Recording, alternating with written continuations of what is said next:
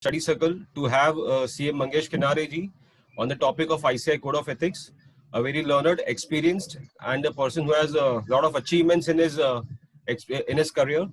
I'll briefly introduce him. He has been into practice for more than 28 years. His key areas of practice includes GST and business consultancy. He has held several positions in ICAI. He was elected as a member of WIRC for 3 terms. That is 2007 and 10, 2010 to 13, and 2013 to 16.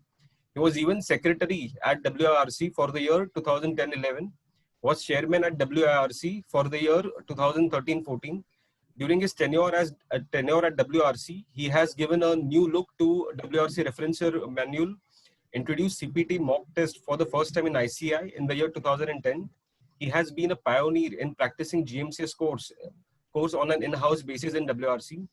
He was even a Central Council member of ICAI for the term 2016 to 19 and has held several positions during his tenure. He has been a vice chairman of the Board of Studies and has played a key role in formulating and implementing new CA curriculum. He has been a chairman of the Committee for Management Accounting and has launched a diploma in Management and Business Finance. He has been a member of Examination Committee of ICAI, was member of a bench of Disciplinary Committee of ICAI for 2 years, was even a vice chairman of Taxation Audits and Review Boards.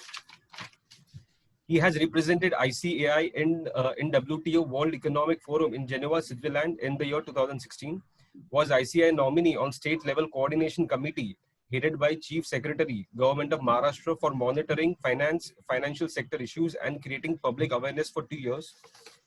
He has delivered lectures and presented papers at seminars organized by various ICAI forums, including branches and study circles, as well as other social forums on GST, service tax, union budget, code of ethics for CAs, etc. With this brief introduction, sir, I request you to kindly educate the members on this topic, right? And shall also, we start?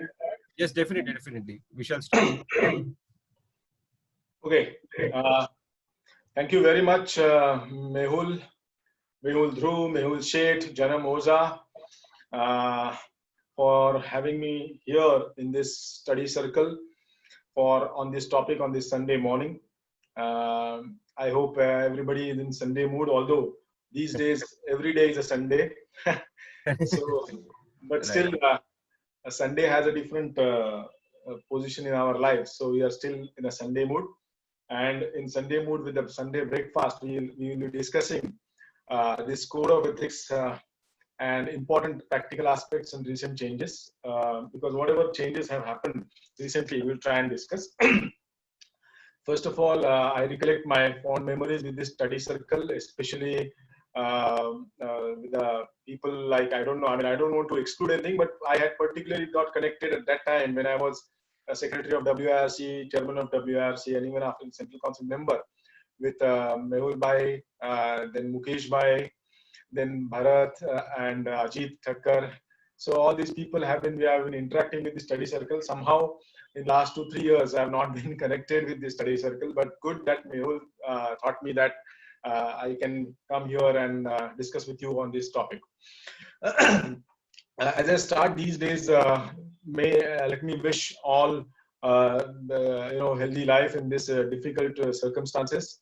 And I hope everybody is safe and having a healthy life. And I pray in future also that everybody will come out of this critical situation and we will be able to meet soon physically as we were doing it before, so that it can be a more interaction. Having said that, of course, this also can be a good interaction, and this has opened another avenue for all of us to discuss various professional or other matters also. Friends, topic for today is I forgot one more name of the study circle whom I connected very closely, Naresh Bhai Sheth. I don't know whether these people are there today or not in this meeting, but still I relish memories of these people interacting with the study circle. Now, friends, ICAI Code of Ethics, important practical aspects and recent changes. I have a discussion with a couple of members of the study circle. Rather, they have been kind enough to call me and ask me to cover certain things. I will try to do that because basically this is not a 2 hours topic. EIRC on the other day had a 6 hours complete session on code of ethics and covered different parts. 6 hours were also not sufficient. So if you are to really cover the entire code of ethics, it is really going to be a deep, if you start going it, the scope is quite unlimited. So perhaps my job today is to tell you what are the important practical aspects, changes, as well as sensitize people on certain important aspects of the code of ethics. Now, what is to be seen and where is to be seen, that is important. We cannot discuss all the things in detail. Secondly, this code of ethics has an impact on practicing chartered accountants in service. So that's why I'm restricting myself mainly to the practicing chartered accountants. Thirdly, in practicing chartered accountants also, people having different verticals of practice may have a different or different level of practice may have a different interest in this code of ethics. People may be having completely audit practice with a large scale, may have a different lookout at this code of ethics, whereas small and medium practitioners doing kind of everything may have a different perspective to look at in the sense that applicability to them of this code of ethics. So I'll try and combine, I'll try and do my best to conclude this in 2 hours so that we can have at least 15 minutes or so for question hours, because this being a webinar, I can't stop in between for questions. So if you all agree that we'll discuss the questions in last 15 minutes or so after completion for 2 hours. So for that extent, your session may extend beyond 2 hours. So please bear with me for that. Now, friends, just checking that my screen has changed. Yes, it has changed. Yeah, just okay. Now I'll proceed. Friends, we all know that our institute has its own standing as far as the accounting profession is concerned. And that standing is not only because of the toughness of the examination kind of professionals we have, but it also has a very important role of the international affiliations. And most of you may be knowing that all the accounting bodies of the countries, of different countries, have to get affiliated in order to get an international recognition with the International Federation of Accountants. International Federation of Accountants, or IFAC, is an umbrella body of all the accounting bodies of the world. Now, IFAC has different kind of boards or different kinds of committees, and have ourselves in our institute also. And International Ethics Standard Board for Accountants, that is ASBA, is one of the board of IFAC which formulates and lays down the different aspects of code of ethics which are internationally applicable to all the member bodies. Now, as I said, that in order to become a member of IFAC, you have to follow certain rules and regulations, and so code of ethics is one such aspect which one accounting body has to follow it.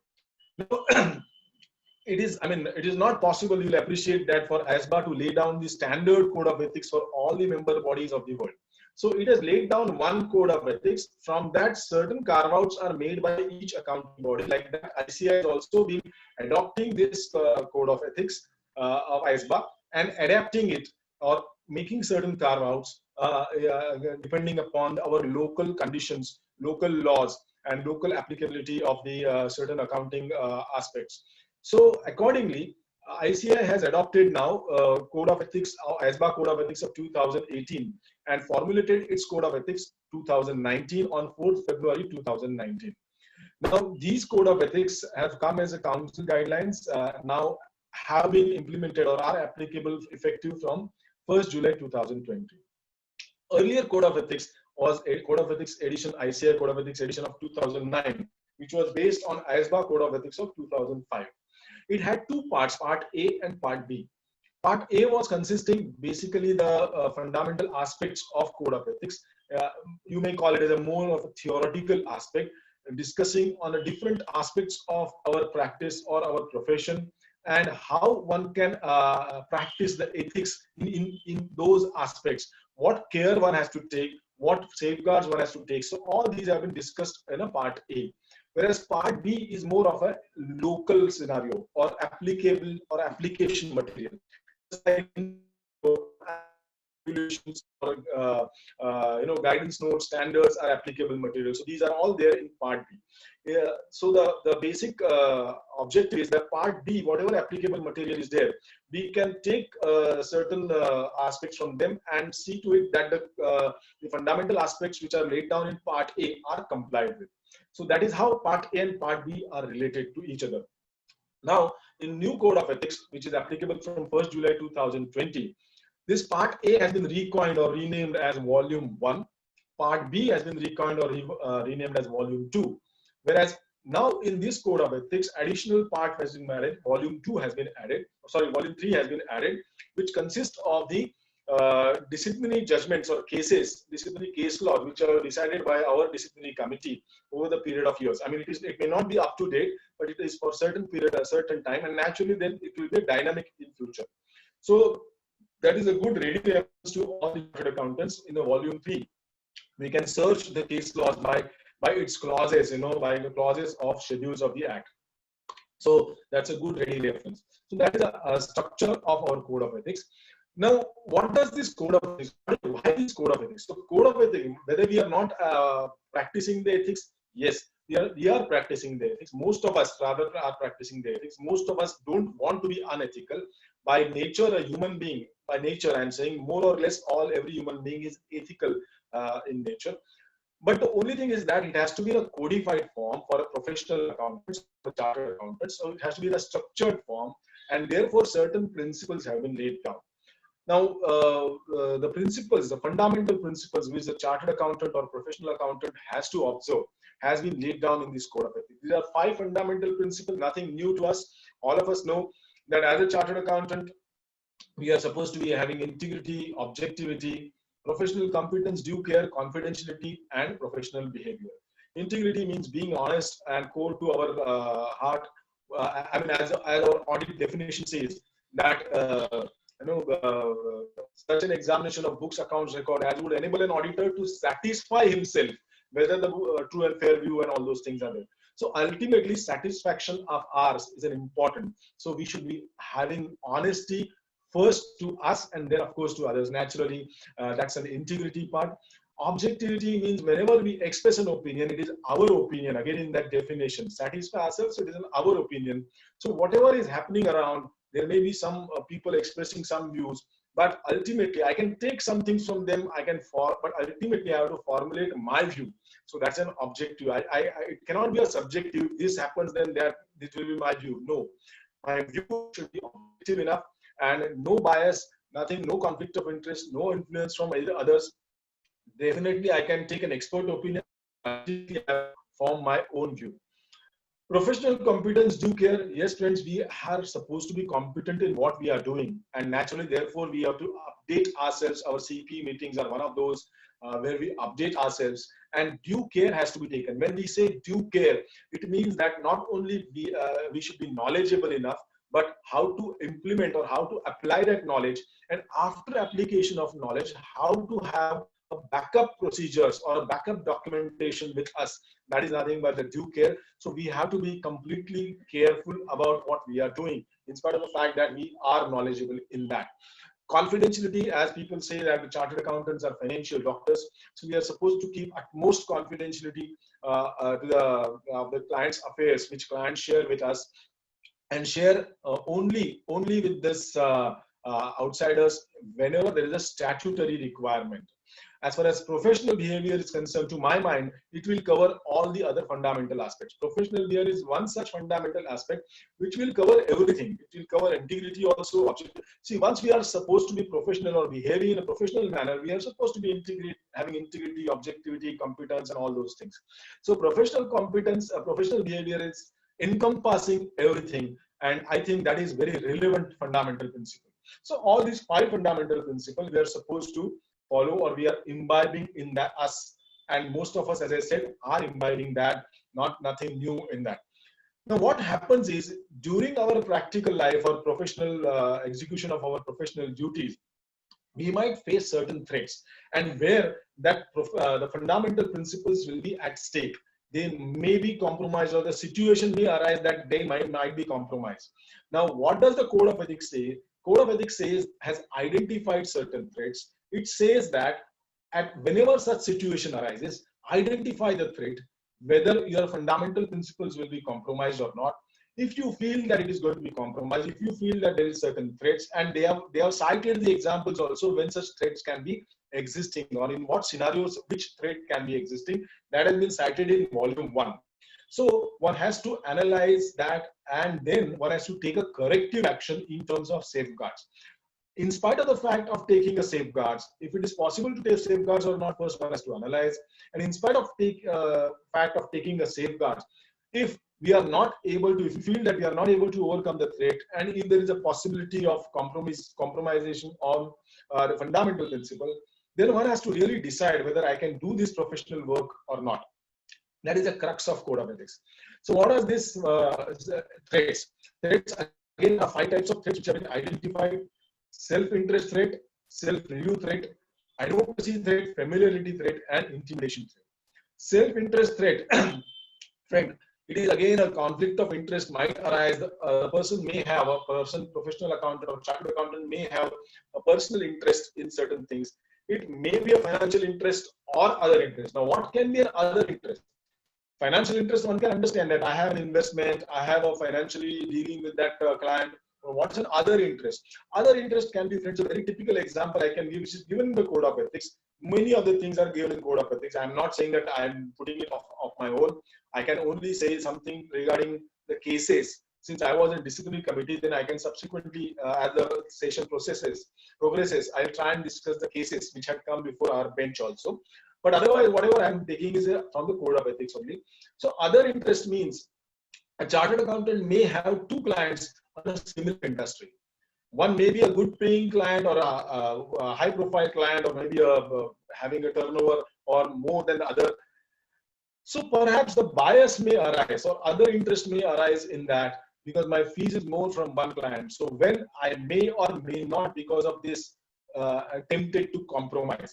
So that can be other interest. I'm just giving one example. There are many such examples of self-interest threats. So either my own interest is there, or I'm interested to competing entities of my client. So there also there can be an other interest which is existing in execution of my work. There can be a parallel interest with my client. Suppose a client is investing somewhere and I also want to invest there personally. Then also it is not investment in client, but investment in a different place. Then also it's a self-interest threat is generated. And one has to see whether this interest rate is there, and then one has to take corrective action. Self-review threat means whatever we have done earlier, we are now again checking it. For giving you a simple example, if suppose new client comes to us and asks us to set up its entire system, we set up that entire system. Subsequently, he appoints us a statutory auditor or tax auditor or something of that sort. Then what we are doing is we are actually reviewing our own work regarding setting up a system. And there again, we may not have an unbiased view about the systems of the client. Advocacy threat. Friends, again, advocacy threat is something which small and medium practitioners day in and day out observe it. Because typically we are doing a lot of tax work or a lot of a bank finance work for our audit clients. How it is available, whether one can do or not can do, we can see later on. But typically it arises that a situation where I have audited certain thing and I'm only taking it to the tax authority or a banking authority. So when I'm auditing, it is playing at the back of my mind that subsequently I have to represent this financial statement to other authorities. And accordingly, my mind may be biased that no, I have to represent it, so I have to audit it, or I have to present the financial statement in such manner. So that kind of an advocacy threats is actually hovering around our mind whenever we do the audit, because we have to advocate those financial statements subsequently. Whereas familiarity threat, again, a small and medium practitioners face day in and day out, because they are so familiar with the client. We feel that we know everything. 15, 20, 30 years I have been doing. हर साल क्या देखना है मुझे, ये चीजें तो मालूम है, आगे चलो, आगे क्या देखो, कुछ नया है क्या देखो. So all these things typically, at times we tend to overlook certain things. Our professional competency may be there, but due care we may not take at times because the client are so familiar. We may not take a management representation letter, or because उससे क्या लेना है, बाद में ले लेंगे, उसमें वो पहचान का ही है. So all these are the familiarity threat. We must identify that and see to it that we are taking a corrective actions. No subsequent things are done. We must do the things at the time which are supposed to be done. So पहचान का इसलिए बाद में देखेंगे. This attitude is a familiarity threat, and we should overcome that. Intimidation threat is a threat where the client becomes a little bit powerful on the chartered accountant. He becomes, suppose a major client is there, or prestigious client is there, or a client of an industry which we want to do the work, and we don't want to lose him, that client. And therefore, whenever a situation arises regarding giving certain comments, and client is not agreeable to that comment, we tend to rethink whether I should give it or not give it. So that is an intimidation threat, which again plays on our mind, where the one has to be careful about it. As I said, the safeguards have been mentioned in the Code of Ethics, Volume 1. Now, what are these safeguards? Safeguards, nothing but, friends, our procedures, our behavior, our training. So this is a more of a theoretical aspect. I am not going in detail of that, explaining each and every safeguard. But safeguard is created by profession, legislation, or regulation. Even peer review is a safeguard, or quality review is a safeguard. CPE is my safeguard. So I'm updating my knowledge. I'm regularly attending, or I'm getting my processes done, checked from peer reviewer. So all these are created by profession. Then there are safeguards in work environment. In a firm, which system I have laid down, what is the kind of pre-audit procedures, post-audit procedures, what kind of programs I'm giving to my staff, what is the structure of my staff, structure of my audit team. So all these, everything are firm-wide safeguards. Engagement-specific safeguards or safeguards in client and systems and procedure are the safeguards when we do each and every engagement. What kind of safeguards we have to take? We have to understand the client. We have to understand the business. We have to note down the activities where I can take an expert opinion. So all these safeguards have been nicely mentioned in Volume 1. So in all these scenarios, wherever threat occurs, I have to check whether by applying these safeguards, I'm able to overcome this threat or not. If not, or see the other application material of ICAI, guidance notes, standards, which of these will help me in overcoming this threat. And if yes, then I can do the professional work. If no, then I have to really think whether I can do that professional work or not. That is basically I can say the overall structure or overall purpose or overall basics principle of Code of Ethics. Having understood this, we'll go into nitty-gritties of Volume 1 and Volume 2. Generally, I was not taking Volume 1 much, but I have been asked by a couple of people to touch on that. So I'll try and do it in 10-15 minutes so that I can touch upon the certain aspects of Volume 1. Friends, I'll just discuss some major changes in the Volume 1, not each and every change, but the major change which has happened in the language also. Many places, friends, instead of should now, the shall word has been replaced. So it has become more emphatic, more mandatory on us. Many of these provisions, rather the provisions of Volume 1. So wherever shall is there, I need not tell you that it's a mandatory provision for us. So naturally, Volume 1 has become much more emphatic or mandatory as compared to Part A of the earlier code. So in that sense, one will have to follow it very strictly and very religiously. As people always say, that whenever you study law, you try to read between the lines. But whenever you study the Code of Ethics, you should not read between the lines. I was discussing this with one of the member, Paresh Bhai, I was discussing yesterday. One should not read between the lines. One should actually read the lines only. And that is regarding Code of Ethics, because we have to be more and more conservative in this as far as I am concerned. It's my opinion. Now, the major changes I was saying that one is that specifically the independence standards have now been formulated. In Part 4A and Part 4B, independent standards have been formulated. Part 4A is consisting of independence for audit and review engagement, and Part B is consisting of independence for assurance engagement other than audit and review engagement. So it has been discussed in detailed manner, and which are the aspects covered. It is there in front of your screen. I'm not going to read each and everything, but if you can see, the minutest of aspects have been covered for audit and review engagement also, and assurance engagements also. So independence in both these regards have been tested, you can say tested on these aspects, and it has been very clearly mentioned that how one has to go ahead as far as independence is concerned with respect to these aspects. Now you can see here where, friends, including fees, compensation, or litigations, then financial interest, whether they recently have given any services to client or not, whether provision of non-assurance services to the audit client.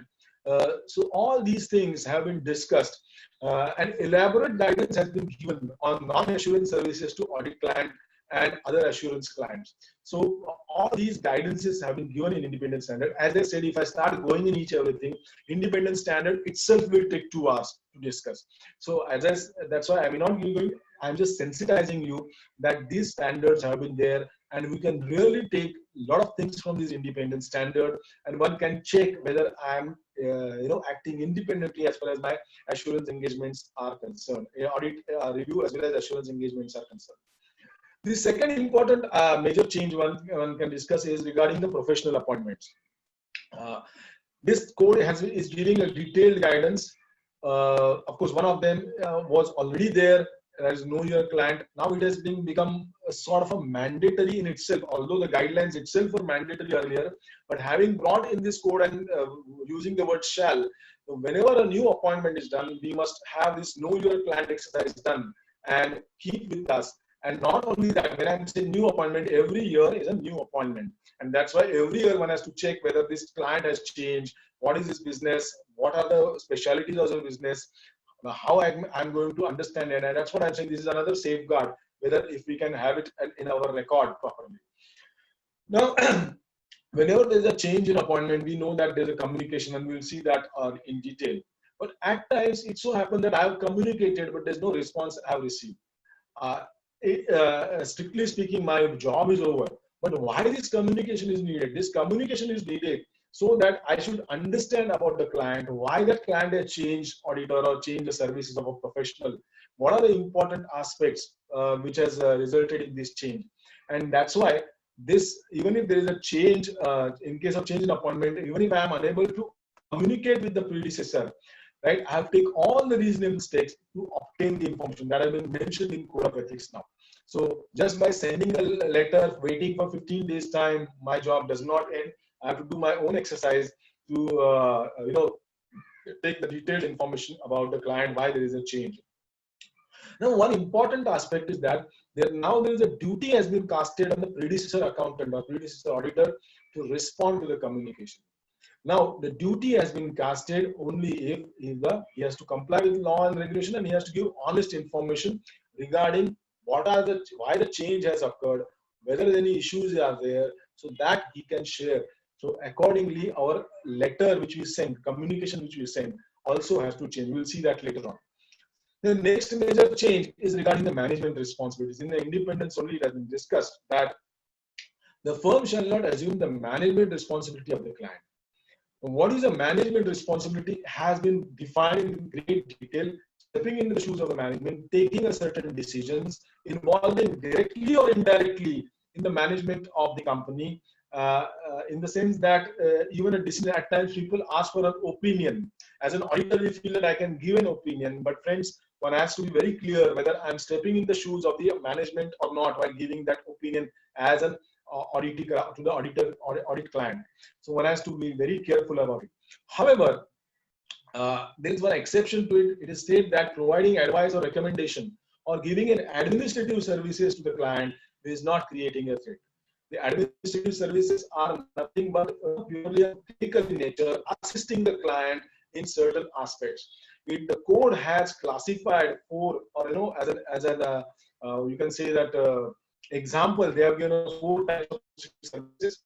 Word processing services, preparing administrative or statutory forms for client approval, submitting such forms as instructed by client, and monitoring statutory filing dates and advising a client for those dates. Now, friends, this is nothing but kind of a job we do regarding taxation or other matters. Very importantly, 2 words I would like to draw your attention to: preparing administrative or statutory forms for client approval. So approval of client is necessary, then only it will be an administrative service. If an approval of client is not there and you are doing it on your own, phone pay approval liya tha. But friends, that would amount to management responsibility. Submitting such forms as instructed by client. So uploading तो हम बहुत बार करते हैं, हमारी office से returns upload करते हैं, but client की instruction होना, I mean, it's very much relevant in this regard. There are other prohibitions which were there in 2009 Code of Ethics regarding non-assurance services are still there. That is internal audit, bookkeeping, or different certain kinds of valuation or IT services. We cannot do it for audit clients, so on and so forth. There are many things. I'm not going in detail of that. New prohibition which has come is regarding the recruitment services. Very importantly, generally we don't do recruitment services for an audit client, but even at times we may step into the shoes. At times they may call it as an expert. You know, आप expert करके आ जाओ, हमारे लिए internal auditor और chief accountant चुनना है or whatever, CEO, CFO चुनना है, तो आप please come as an expert. We should not get involved in this because that's a management responsibility, and that is very clearly mentioned in this volume 1. The change is interesting change. Rather, it has been. It may be helpful to us in that sense. It says that whenever a fees is overdue of a client in a following year, then it may create a self-interest because I have something to recover from the client. So for recovery from that client, I may tend to do certain things. So that's a self-interest rate which has been created. Especially when the substantial sum is outstanding for large period of time, then the code says that the chartered accountant or a professional accountant should check whether this will amount to a loan given to a client, and it all depends upon the quantum and number of years it is pending. So if it is amounting as a loan given to client, forget about the code of ethics, then it is again a prohibition under Companies Act also. So any kind of a business dealing with the clients are not allowed. So loan given to client in itself will be a disqualification for us to do the work. I mean, perhaps small and medium practitioners can make, or rather many chartered accountants can make use of it, telling to the client that, boss, if you don't pay me, it will be difficult for me to carry out this work next year. Don't get afraid that they cannot change the auditor, because unless the undisputed fee is not paid, they are not able to change the auditor. We'll see that. So this is regarding fees overdue. Then I'm going to discuss the 3 provisions, the implementation of which has been deferred, but I have been specifically requested to touch upon this. One of major thing is a NOCLAR, that is non-compliance with laws and regulations. Friends, typically when we conduct an audit or any financial assignment of the client, 2 types of laws generally we come across. One type is laws which are in relation to financial accounts or financial aspects of the accounts, or directly or connected with the accounts. The other type of law are not basically directly or indirectly related to accounts as such, but it is for the running of that entity, or it is in the existence of that entity, these are relevant. So in that sense, it is remotely connected with the financial statements. Now, what happens is, during the conduct of our professional service, if we observe certain non-compliance with laws and regulations, this provision says that the chartered accountant should bring it to the notice of those charged with the governance.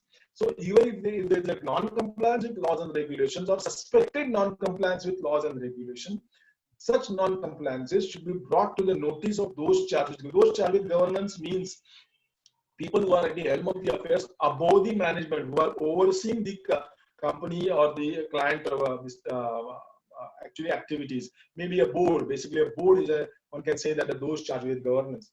So one has to brought to the notice of those the people who are charged with the governance. Now, typically, you may feel that we are doing it as far as financial accounts. We are doing it. But this NOCLAR provision goes much beyond that, and it says that even the second type of laws which are there, which may not have, or which may not have direct impact on the financial statement which you are auditing right now, which will be remotely connected with that. But such violations also, what does this say? That they have used the word, it is an ethical, prima facie ethical responsibility not to turn blind eye to such kind of non-compliances, because we are doing a public service. So not to turn blind eye. And the examples have been given types of laws. See, fraud, I mean, it's just an illustrative list. Fraud, corruption, bribery, money laundering, security market, trading, right? Data protection, environmental protection, public health, safety, and all those things. So does that mean that I have to know all these laws? No, it is not required. again, one line I have underlined is while providing the professional service. So while providing the professional service, if I observe this, then I should not turn blind.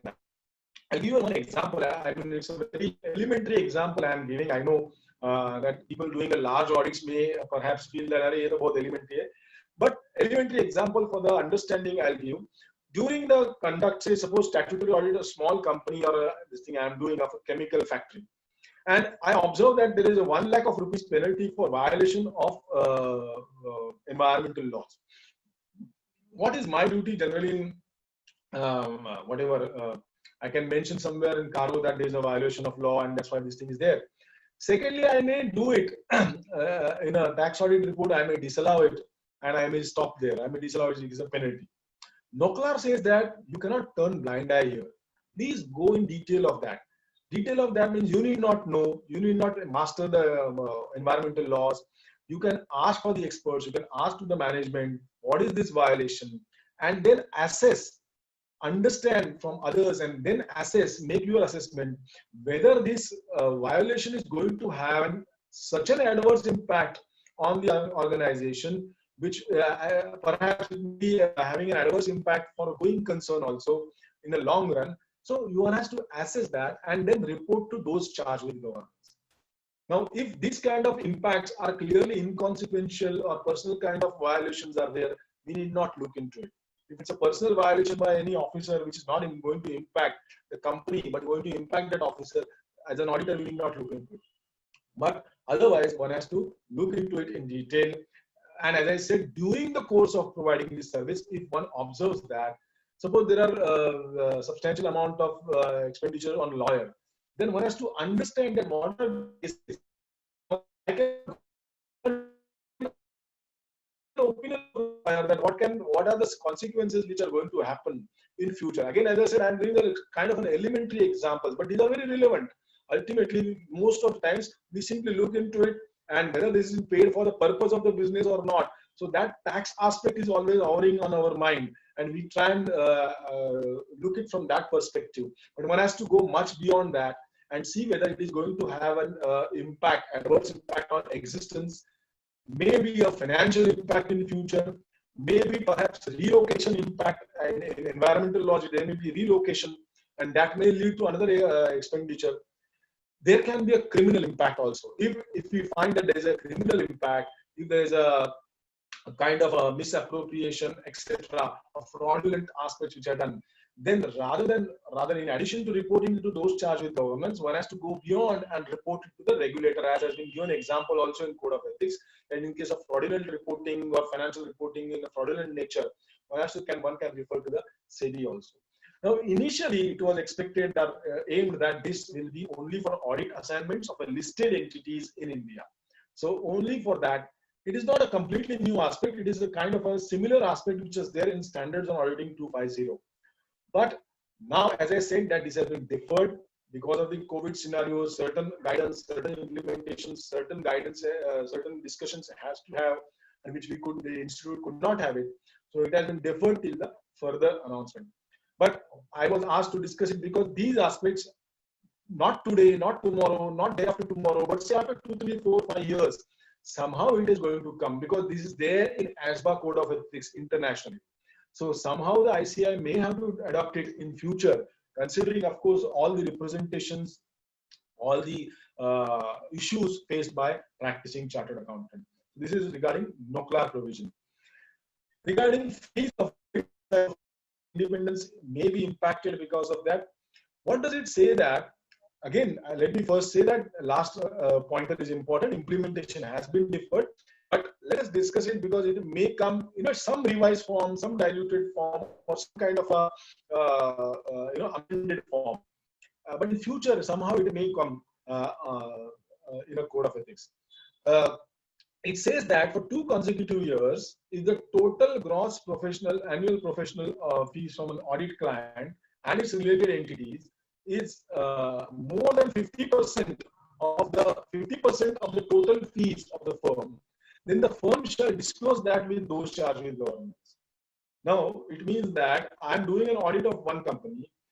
My other than audit fees from that company as well as the other related entities of that company, if it is more than 15% of my total fees, then I have to bring it to the notice of those charged with governance of that audit client. So that is a requirement. Of course, this ceiling is not applicable where the gross fees is 5 lakhs rupees. That is a very small first time a chartered accountant or something of that sort. And it is not applicable as far as the government audits or the audits which come to us from empanelments like public undertaking, nationalized bank, public financial institution, etc. It is not applicable. There are suggestive safeguards also. Nowhere the code is saying that one cannot take this audit. Nowhere the code is saying. Code is simply saying that if 2 consecutive years such fees is more than 15% of total fees, please report it to those charged with governance and take certain safeguards. It is called pre-issuance review and post-issuance review. That is, after 2 years are over and I realize that that fees is more than 15% of my total fees, before starting the 3rd year's audit, I must understand and I must do the review of what is done in 2 years, and I must accordingly perform my 3rd year work. Review can be done from an independent accountant or engagement by a body like ICAI. I can get peer review done, or I can get quality review done of that kind of sort. So it can be independently done by others, and on the basis of that, I should proceed for the 3rd year. Similarly, after the completion of 3rd year also, I should get my work reviewed, which has been done in the 3rd year. So that kind of safeguards can be taken. Nowhere the code says that you can't take the work at all. Code says that you have to take precaution because this will create an interest threat in the client, and that is how then or intimidation threat from the client, and that is how you should take a safeguard, and your quality should not be compromised. As I said, this also has been deferred further. The next change again, which has been deferred further, but I have been asked to take it regarding the taxation services to the audit client. Again, in the independence issue, and they have in detail discussed which kind of threats will be there, whether there will be threats or not, and what kind of work we can undertake for audit client as regard tax. So tax return preparation, there is no threat, but friends, we have seen that if we do it as an administrative service, then there is no threat. That is taking a proper approval from client or instructions from the client, it is necessary. As regards calculations, etc., if it is used for the purpose of accounting, it will create naturally a review threat. So better to take the services of a different person other than the person who is signing the balance sheets for the purpose of such calculation. Similarly, regarding tax planning, tax advisory also very important, and material is assistance in resolution of tax dispute, the last one. And the code says that it might create an advocacy or self-review threat. An appropriate safeguard should be adopted, but going further, it says that it should not be provided if it involves acting as an advocate or the amounts involved are material. Now, to my mind, the dispute starts after assessment. So there is no bar as far as assessment is concerned. But in disputes, basically, if an audit client is there, the chartered accountant firm cannot handle the disputes of the tax disputes of the audit client if it involves a material amount or acting as an advocate. Assistance also cannot be done if it involves material amount. Forget about acting as an advocate, it cannot be done. That is very clear-cut mandate as far as the code is concerned. So these are the major changes which I thought that I discussed regarding volume 1. Having done that, I'll go to the important aspects and changes in volume 2. Now, in doing that change, I'm not only going to take changes also, I'm going to touch upon certain important aspects also, because it will be kind of a refreshing our knowledge on this. As I said, I'll try and complete this within 1 hour 15 minutes or 1 hour 20 minutes or so. I may be a little bit, I may have a little bit rush in this regard. Now, friends, volume 2, as I said, is an application material.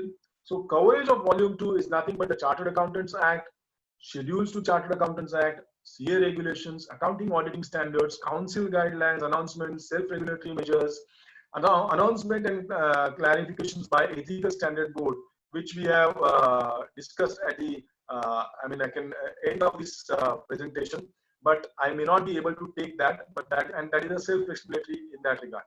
So this is basically a coverage of volume 2. Now, what I have done is, I have taken all these sections, etc., but I have formulated certain important aspects. This is I have done. I have certain provisions and formulated certain important aspects.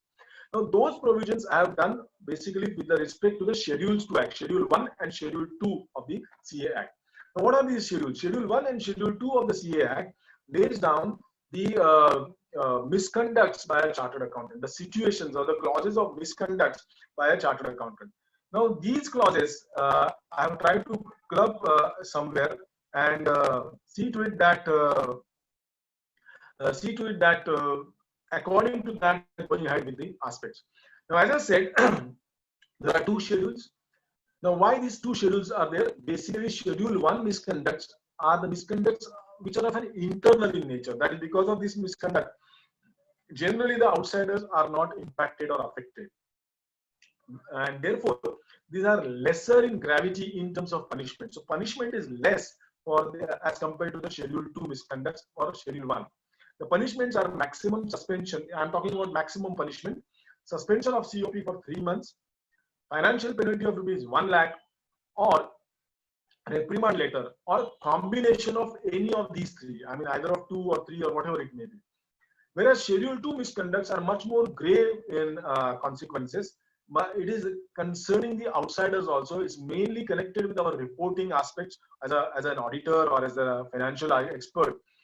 And that's why it is more grave in consequences. The maximum punishments for Schedule 2 misconducts can be the lifetime debarment from the certificate of practice, complete lifetime debarment. Then maximum financial penalty of ₹5 lakhs, or reprimand letter, or combination of any of these three.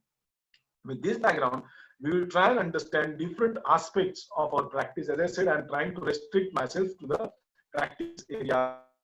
Now, friends, let us understand important aspects or important provisions regarding the chartered accountant in practice. Now, what is chartered accountant in practice? Now, Section 2, Subsection 2 of Chartered Accountant Act says that chartered accountant, a member, can be deemed to be in practice if he or she is undertaking the following services, doing the following activities. And what are those activities? Practice of accountancy, auditing, verification of financial transactions, preparation and verification of certification of financial statements, service and assistance matters relating to accounting. So you can see that everywhere accounting and auditing only has been considered. The last thing says that such other services as prescribed by council. So till now, taxation or tax related or any other services are not there. But going further, friends, if you see, there is a regulation 191 of CA regulation which lays down certain services which a practicing chartered accountant can do, can be done by practicing chartered accountant. And that includes, I'll just draw your attention to the important aspect, there is advisor or representative in a financial or tax matters and can take up an appointment so and so. So tax has come first time here. It is not there in section. So it is there in regulation. So advisory or representation in tax matters can be given by the chartered accountant in practice. Going further, the last clause in section 2, subsection 2 says that such other services prescribed by council.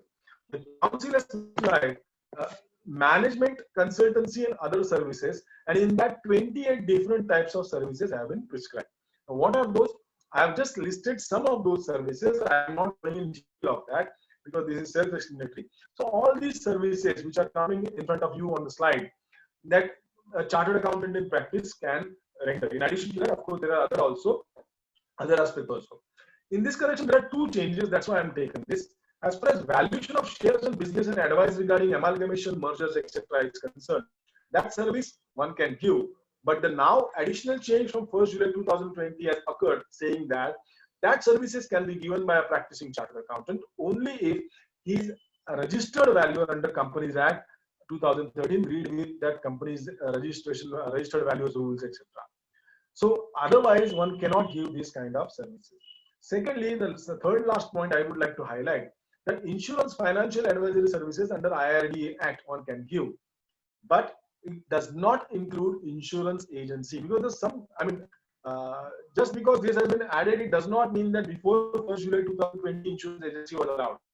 Let me tell you that certain changes which have occurred from 1st July 2020 are in the nature of clarificatory changes which were there applicable earlier also.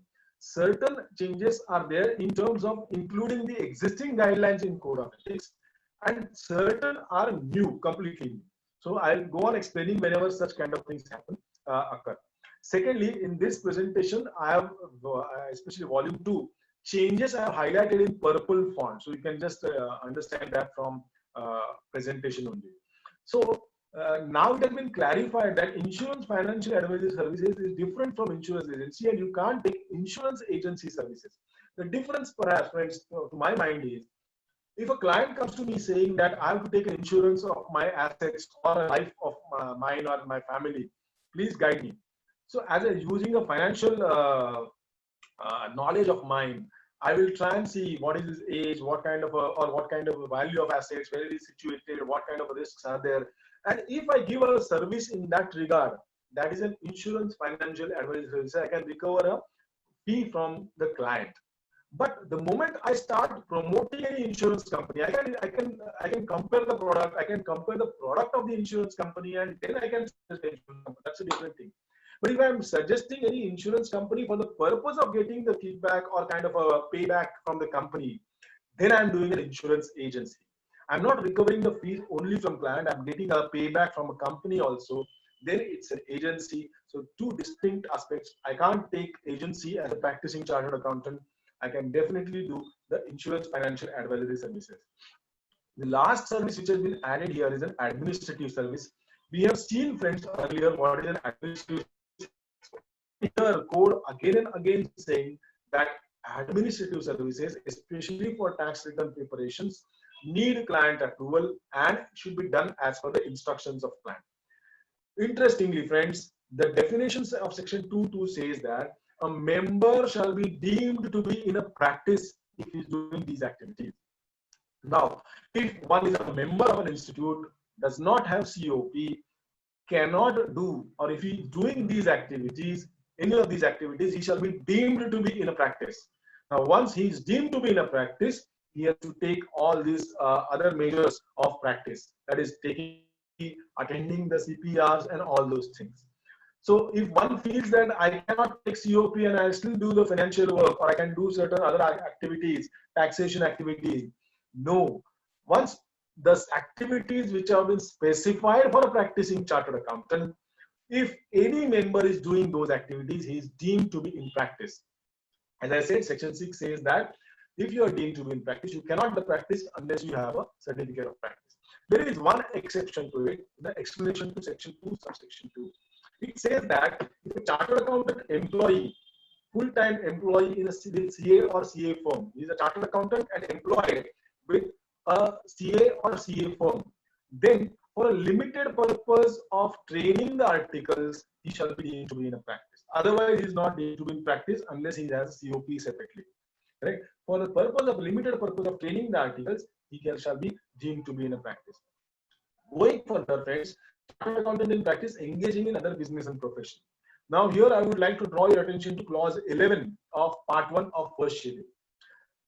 Of course, in addition to, regarding this, section 7 also is there.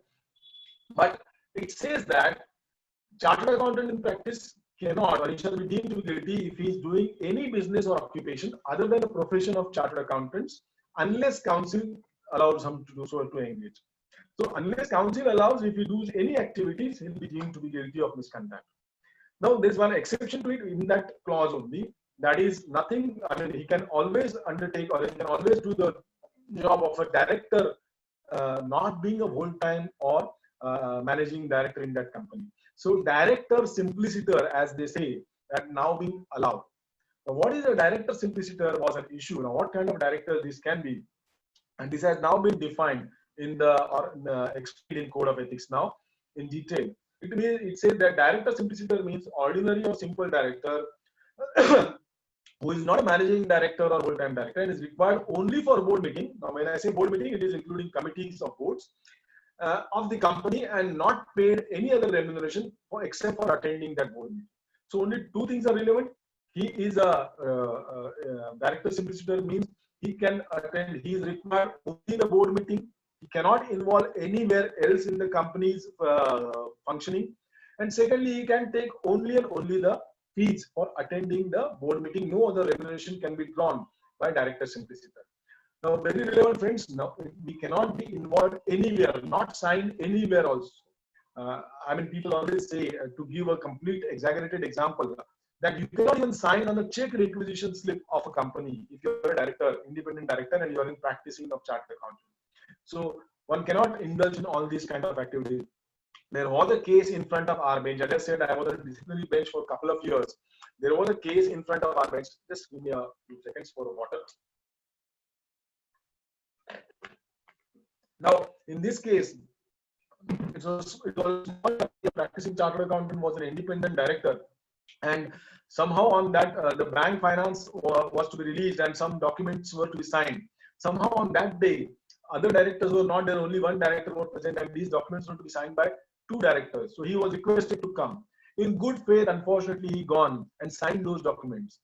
Subsequently, to his bad fortune, there was a dispute amongst these directors, and one of the directors filed a case against him also, saying that how you have signed these documents and you are guilty under this clause. And he was held guilty because he is not supposed to involve anywhere in any business activities of the company where he's an independent director if he's in a practicing chartered accountant. Now, questions were asked that if in a company director simplicity is allowed, why not in a LLP, a non-designated partner or non-involving partner is involved?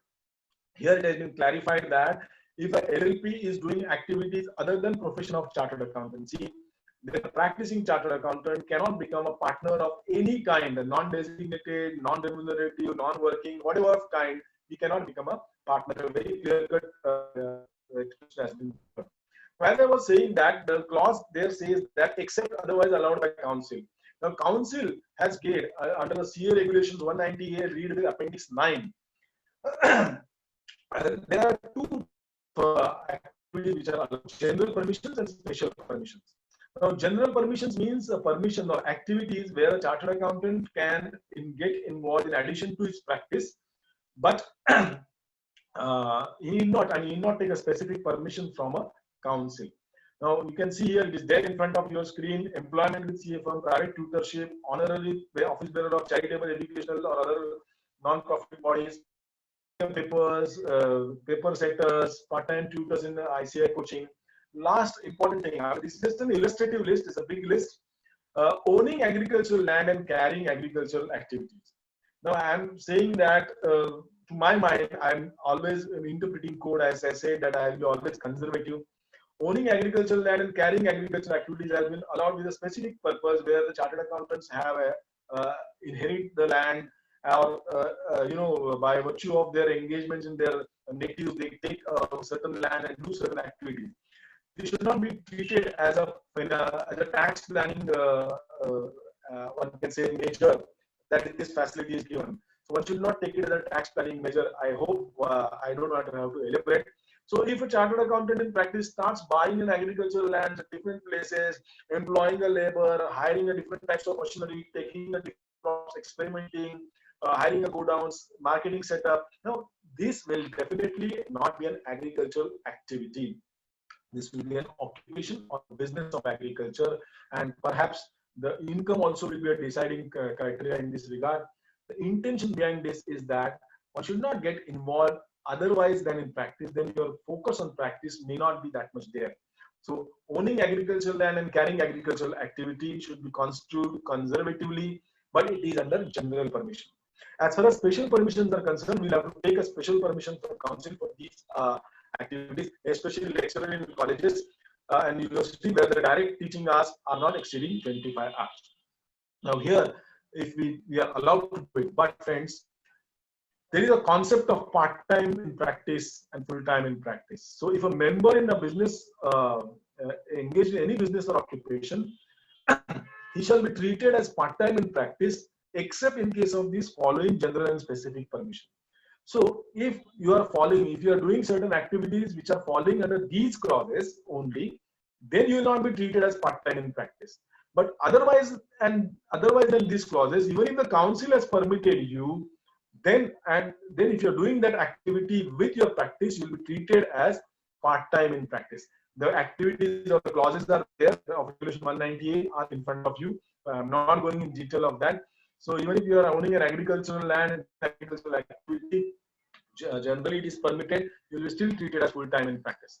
But other than these clauses, if any other activity if you are doing, even if it is lying in general permission or a special permission is given by council, it will be treated as, the person will be treated as part-time in practice. Now, one who is in part-time in practice, you all know that is not entitled to perform attest function and shall not be entitled to train article assistants. So it's very clear, we cannot do the attest function. Now, what is attest function? People feel that I can do the business activity, do the part-time practice or part-time COP, and I can do certification work. Now, it's very clearly says that a test function means services pertaining to audit, review, certifications, and agreed upon procedures. So one has to be very clear, friends, we cannot do these activity. Appendix H to volume 2 clearly is explaining all these things. Now, before going further, I just would like to highlight one thing, that there is a confusion in the mind of many chartered accountants. Questions asked many times to me that part-time in practice and part-time association, what is the difference? Now, for the purpose of filling up of our CAG or NEF form, there is something called part-time association with the firm. To give you an example, I am a chartered accountant in practice. I am a partner in one firm. I am doing a proprietary also. Then I am part-time associated with both these firms, or I am partnering in two firms. Then I am part-time associated with both these firms. But if I am not doing any activity, then I am still in full-time in practice. So one can be in a full-time in practice, but having part-time association with both the firms, right? So there is a difference between part-time association and part-time in practice. I thought that I will clarify that in this slide. Now, friends, there is one more aspect regarding HUF. One cannot do business activity or occupation activity, but whether one can do in HUF, no. Even you can do, you cannot do anything in HUF when you are in practice. Now, you can't do any business or any other occupation in HUF also. The question was asked yesterday in WRC program whether I can do a renting. HUF has any assets, whether it can do a renting activity or not. If I'm practicing chartered accountant, I'm having my HUF, it is having an asset, I can't do a renting activities also in a nature of business. I can do one-time renting if it is there required, but I can't do regular activities of renting. And one has to be very clear on that, friends, because properties may be having an HUF. Now, there is an exception to this in three circumstances: inheritance, succession, and partition. If person practicing chartered accountant becomes a member or karta of HUF, then only with the prior approval of council, he can remain like that, but he cannot take active interest or active role in the activities of HUF. And in spite of taking the permission, he will not be allowed to do attest function, that he will be treated as part-time in practice. So in this exceptional circumstances, the permission can be given, but again, no attest functions are allowed in this. This was regarding chartered accounting, sharing of fees or profits. Now, relevant clauses are clause 2 and 3 of the part 1 of first schedule.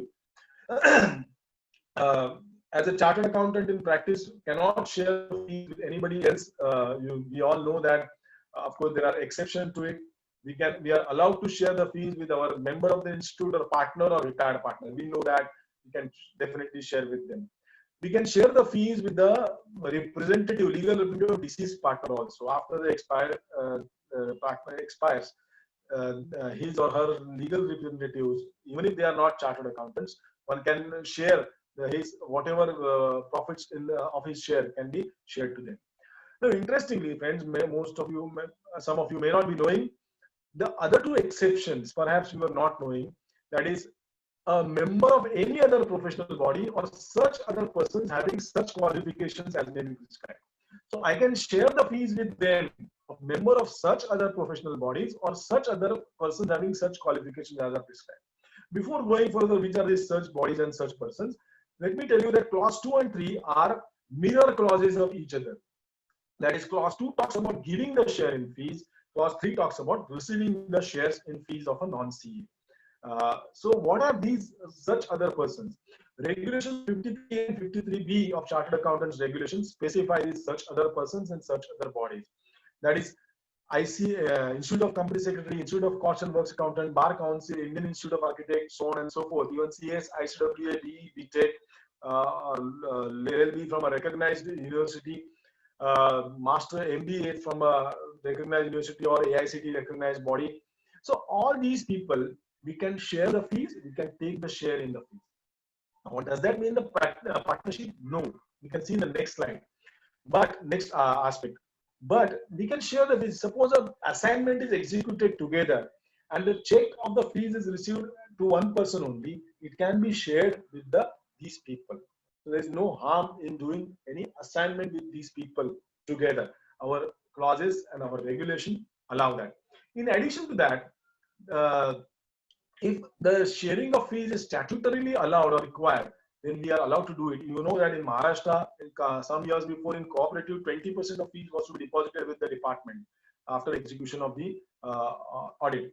That was required statutorily, and so that is allowed. Now, friends, in this regard, before going further, I would like to mention one case which had come in front of bench. What kind of sharing of fees can be there? There was a young chartered accountant. After getting qualified, he took a table space. A table space practice, especially in Mumbai or bigger cities, is there. So he was not naturally a new practice, or not having money to give a rent as such. So he entered into an agreement with the landlord, saying that in the first year, I honestly record the share of fee. I mean, my fees received in the first couple of years. We will have a sharing. So 20% of whatever percentage of my fees will be given to you. Now that went on till some time, and after there was a dispute between landlord and this poor fellow, and the landlord filed case against him that you have shared the fees with me, which is you are not allowed to do it. And unfortunately, that chartered accountant was held guilty. So such kind of sharing with other than these people is not allowed. Interestingly, friends, in addition to this, of course, in relation to this, there is one can say the clarification which has been given as a commentary under the clause 3. It says that referral fees among the members has now been permitted. Now, in addition to that, you can refer to the para 330.5 of the volume 1 for the safeguards. Now, it is allowed, but safeguards have been mentioned in volume 1. One has to take the safeguards in this regard, especially if it's an audit client. Now, referral amongst the members is allowed. Referral with these people is not allowed. These people sharing is allowed. With members, in addition to sharing, referral is also allowed. Now, what is referral?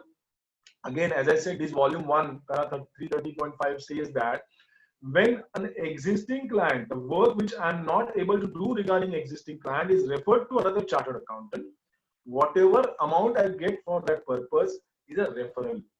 Existing client is very important. According to me, I think, again, I will go on a conservatism. So I must be doing something for that client. Then only I can refer it.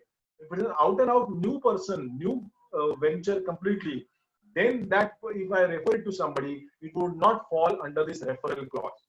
So if I am doing a statutory, if I am doing a certain say internal audit of a client, and the client comes for GST work, which I am not able to handle, suppose I can refer it to another person, say chartered accountant A, and you can handle that GST work, and I can take a referral from chartered accountant A. As far as statutory audit is concerned, I said that one has to see the exact provisions in volume 1. I'm not going in detail. There can be a self-interest threat, and there can be issue regarding a referral. So one should not indulge in this kind of thing. But friends, such kind of referral has now been allowed by this commentary to clause 3. Interestingly, not exactly relating to this, but going further, suppose that client, after that chartered accountant A has handled the GST work of that client, the client wants to do the bank finance work, and he approaches the chartered accountant A. Now there is a council decision, and there is an answer to FAQ 45, which are FAQs which are there, FAQ number, question number 45, which are there on the website. That from a referred client, if any original work comes to a chartered accountant, he should not accept that. He should again refer it back to a chartered accountant who has referred that client. So here for a chartered accountant A, the bank finance work is an original work which is coming to him from a referred client from me. So that chartered accountant A should refer that client back to me for bank finance work. And he should tell the client, you please go to Mangesh because he has referred you to me. So if he is not doing, and if he don't have any objection, then I'll do your work.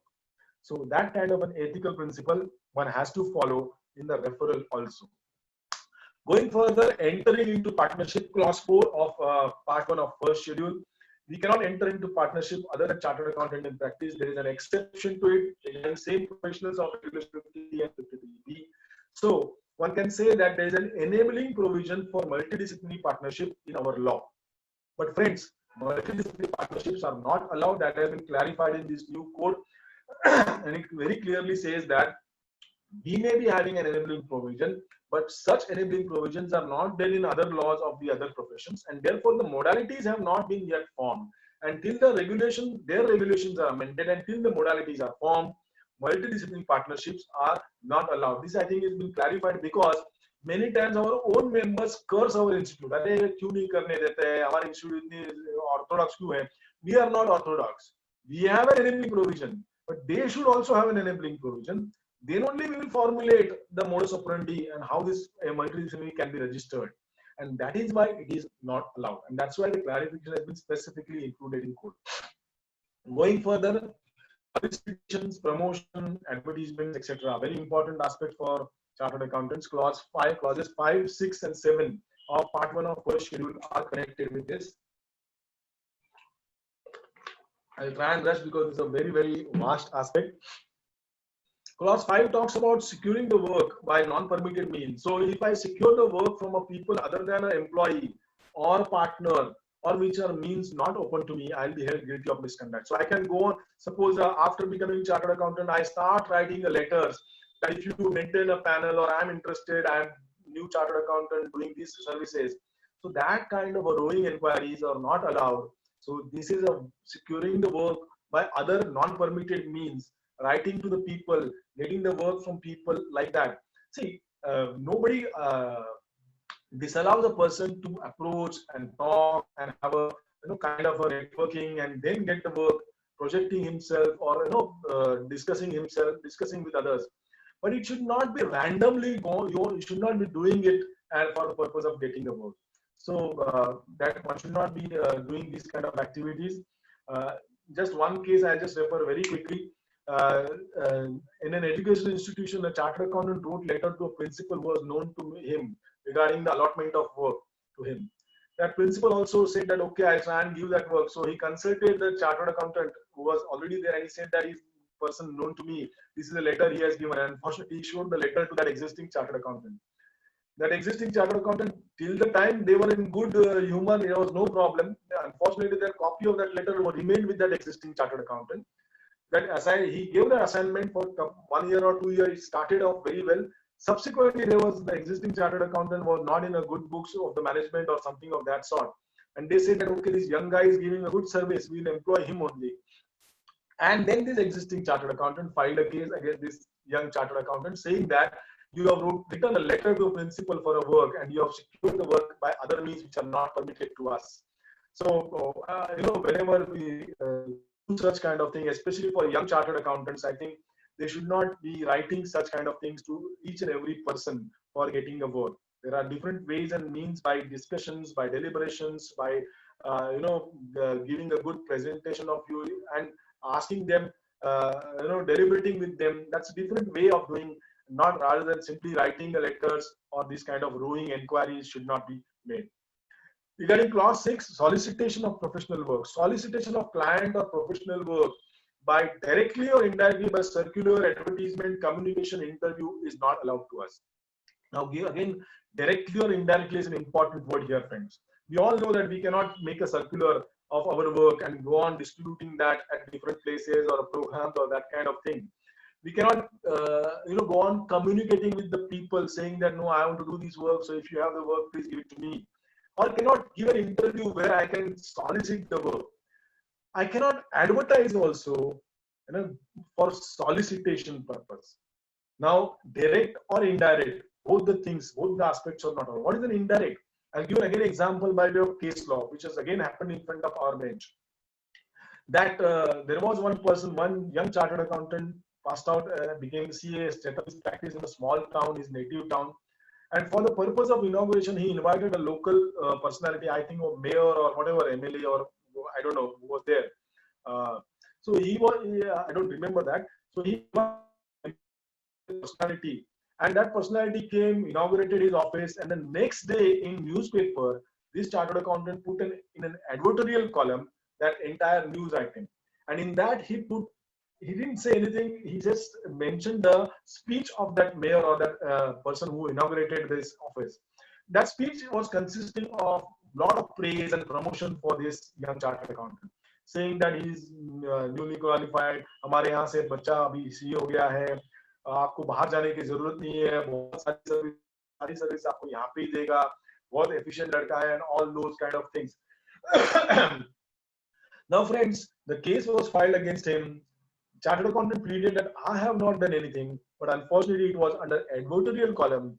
And although it was said by the person whom he invited, since he promoted what he had said, I think that amounted to indirect advertisement, and he was held guilty. So, direct or indirect solicitation is not allowed. There are two exceptions to it. One, requesting or applying the work to any other chartered accountant is allowed. So if I request for a work to another chartered accountants, that is quite allowable.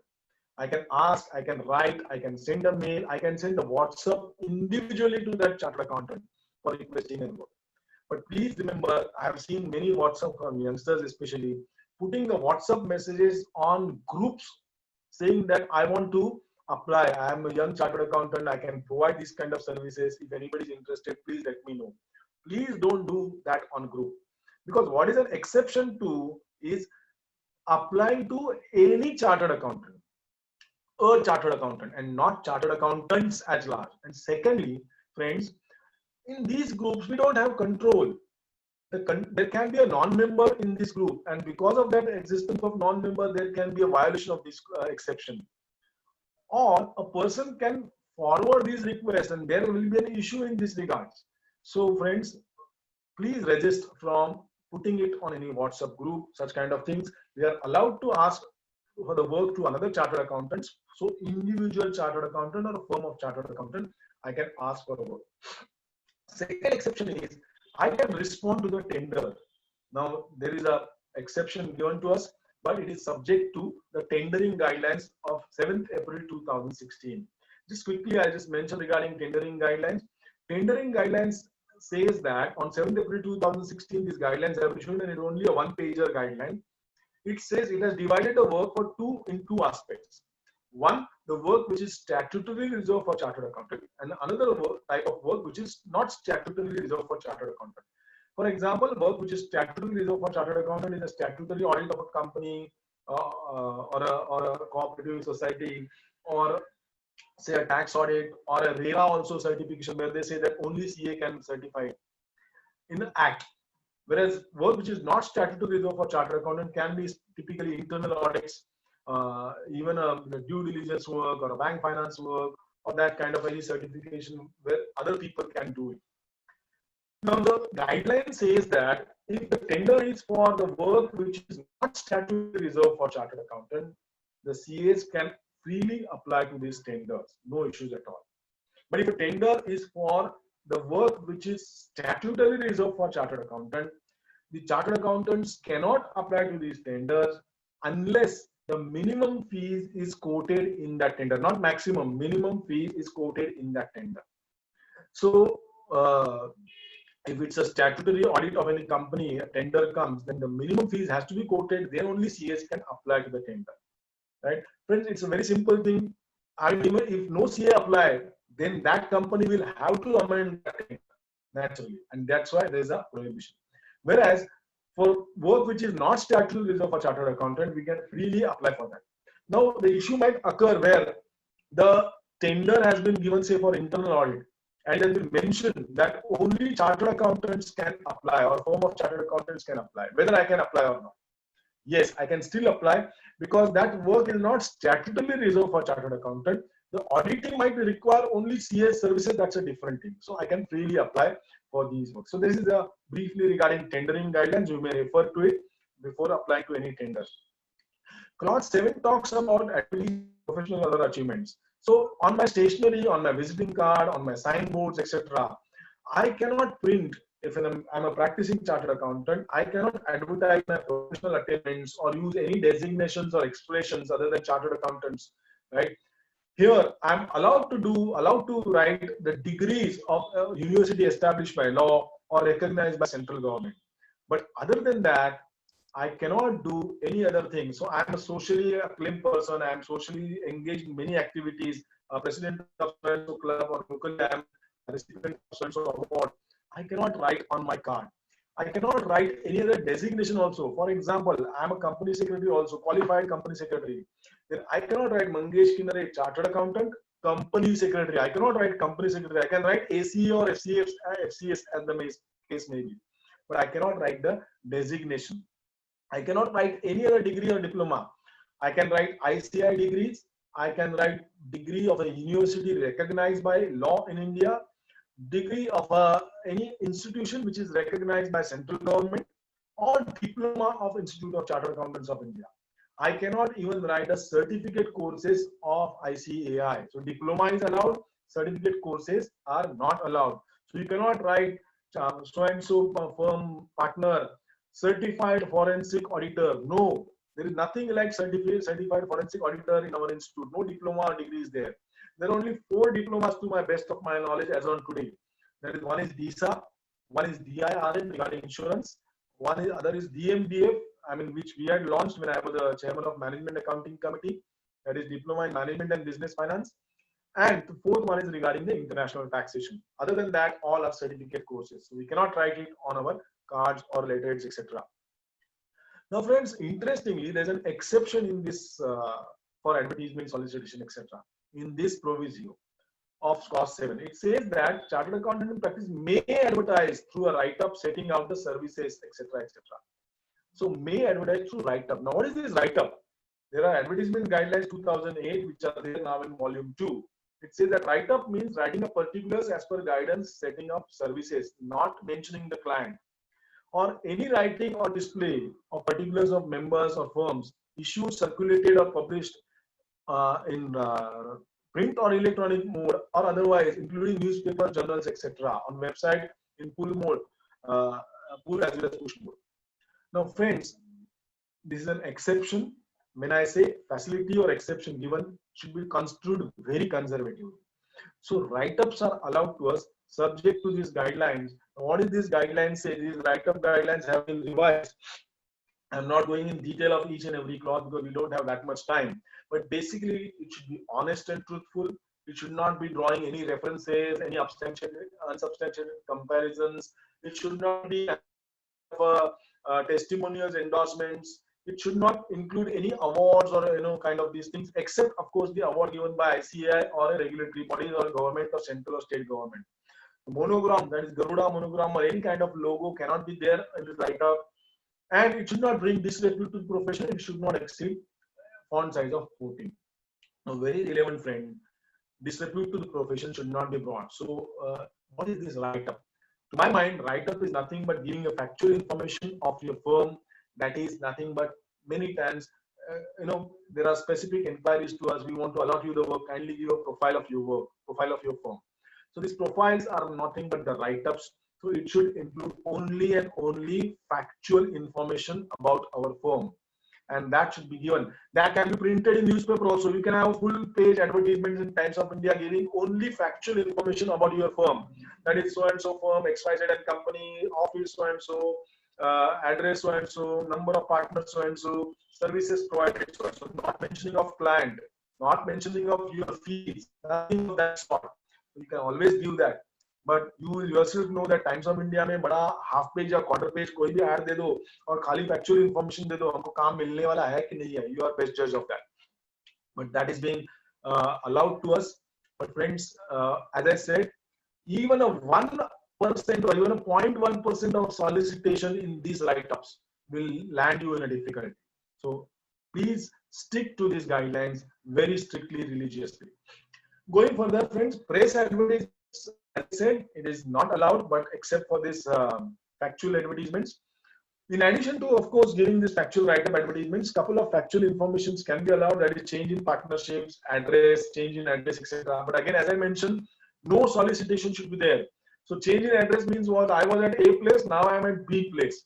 That is the only thing I have to give. We cannot say that now we have shifted to a very big office, spacious office containing so and so square feet and a lavish building having a good furnishing. Nothing of that sort can be given.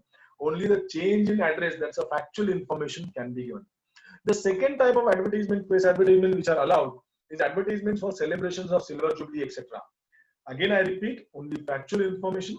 Now, difficulties were faced by older firms when they had to do such things. How to convey to the people who are connected with them for a number of years.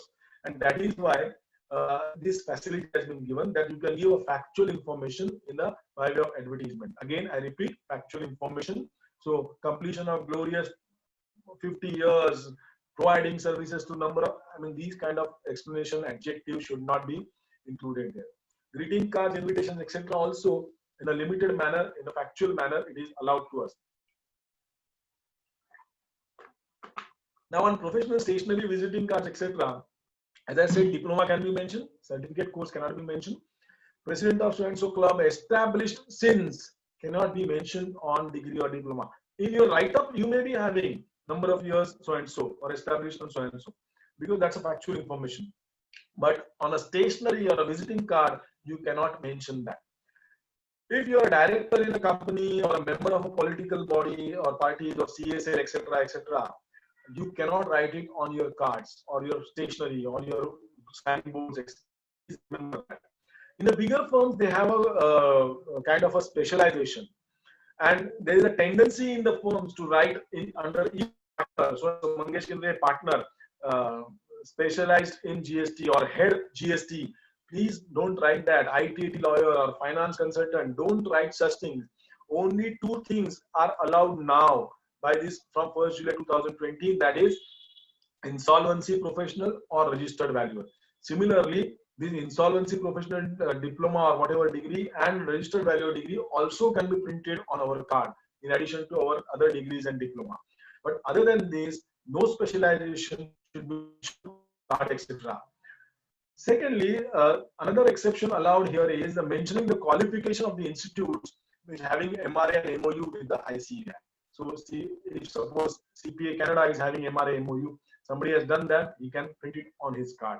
Other than that, nothing can be printed. Going further, sponsorships are not allowed. CA firm cannot sponsor. It's a mayor marathon is there or something marathon is there. We cannot sponsor that. But yes, ICAI program organizing unit, if it is doing some program, CA firm or CA can sponsor that with the prior approval of ICAI office. Individual members can lend their name as a CA, putting prefix CA, CA Mangesh Kindre on a CSR donations or sponsorship. But CA logo or firm name should not be mentioned. There is something important regarding coaching. And this was, in fact, the case had happened in front of our bench after this ICAI made that announcement on 18th May 2017. And now it has come in the incorporated in the code of ethics also. It so happened that a chartered accountant in practice is allowed to do 25 hours weekly, so he was in coaching activity also. On that coaching class banner, his name, photograph, etc. was printed, and then it was mentioned that practicing chartered accountant, expert in so and so. Now, friends, the case was filed against the CA and he was held guilty because he has allowed his name to be printed on the coaching class banner.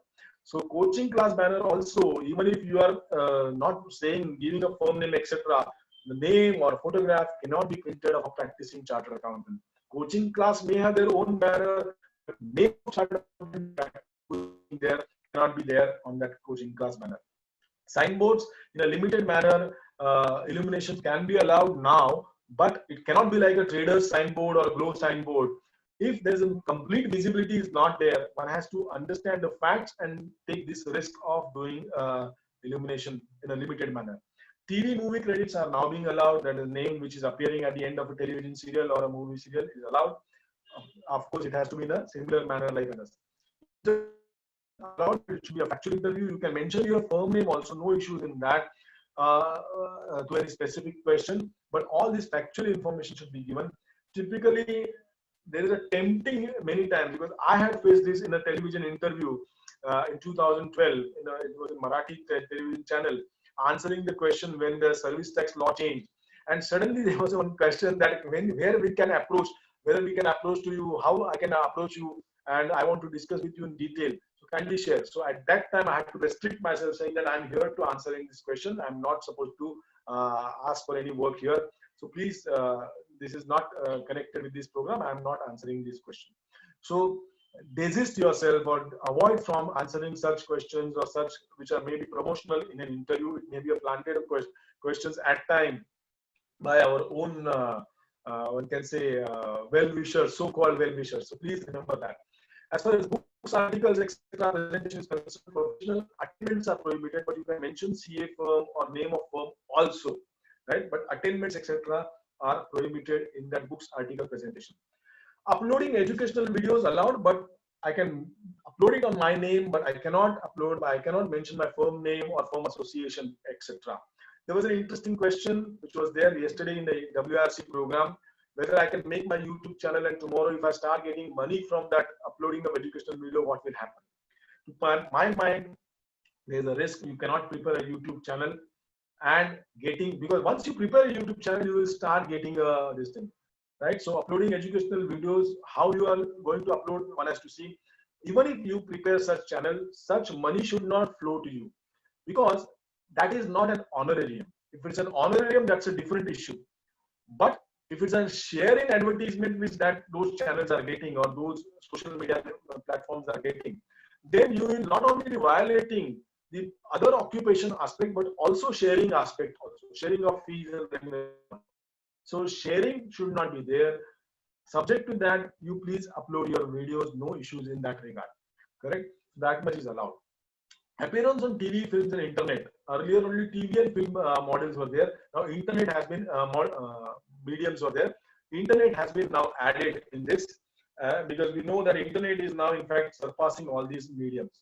Here I'm allowed to do it. I can take my firm name also, but exaggerated clinical comparison solicitations are not allowed. Now, importantly, friends, there are certain people who are becoming members of certain networks which are not registered with the institute. Now, institute has issued a guidance or announcement on 11th December 2019, now which has been included in Code of Ethics Volume 2, that a practicing chartered accountant cannot become a member of a network. It's a medium of referral of professional work. Right? If that network is not registered with the, if he becomes a member, he can become a member. But if that network is not registered with an institute, and if it is a network other than chartered accountants, he cannot become a member as a medium of professional work. I don't want to mention the name of such networks, but many of our members unfortunately had become a member of such network. They have to come out of that networks immediately, right? Because it is not allowed, because here you pay the fees and you get certain professional commitment for professional work. So it is nothing but referral or solicitation of work, which is not allowed.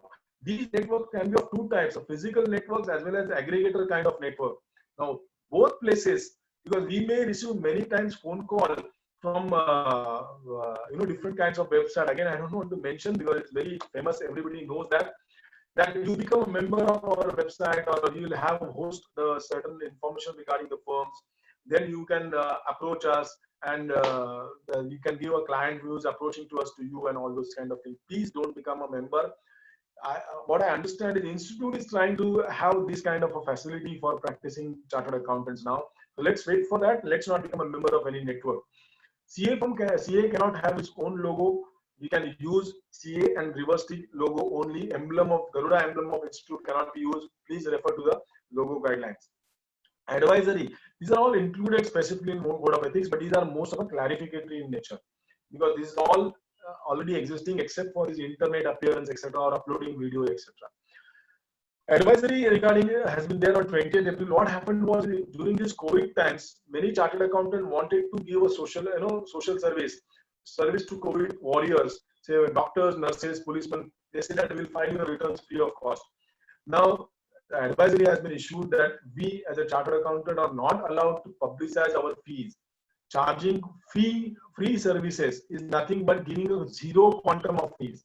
So we are not allowed to do it. Intention may be good, but this is against our Code of Ethics. So we should not publicize our fees free of cost anywhere. Now, all these are guidelines, friends. I just, for your understanding, these are now included in Volume 2. You can refer to these guidelines. Going further, friends, further aspect is an appointment as an auditor. When we accept appointment as an auditor, clause 9, part 1, first schedule is related to that. we have to ensure that all the appointment formalities have been completed or not. Especially in case of company, this clause is related to company. So when I'm appointed as an auditor of a company, I must ensure that appointment formalities have been completed. I'll give you one case which had happened in front of our bench. One senior chartered accountant was requested to sign the balance sheet, 4-5 years balance sheet of a company to a very known source. He signed it as a prospectively only, no retrospective signature, right, on the request. There was nothing in the balance sheet as such. So gravity of law is not there. I'm not saying punishment kya hua वगैरह वो नहीं बता रहा हूँ, but guilty or not guilty, I'm just telling you. So he signed it in a good faith. Unfortunately, there was a difference of opinion amongst the directors. It was a very small company. There was not many transactions in there, no issues at all regarding the balance sheet. But there was a difference of opinion amongst these directors. And in order to take revenge on other person, he filed a case against this chartered accountant, saying that how you have audited the balance sheets, you are not, how your appointment was done, because there was no AGM only. Now we all know that in case of a company, there has to be AGM for appointment of an auditor. In a hurry, in a very familiarity manner, we just take okay appointment letter मिल गया, audit हो गया, कुछ है ही नहीं company ने देखना क्या है, right? But unfortunately, this very senior chartered accountant was held guilty. We were also very much upset sitting on the bench, but you can't do anything in this because there was no AGM, there was no proof at all, and simple letter it was done. So friends, please ensure that appointment formalities are completed, especially in case of organizations where there are more than one people, different type of people are involved. This clause is regarding company, but I would suggest you please be very careful.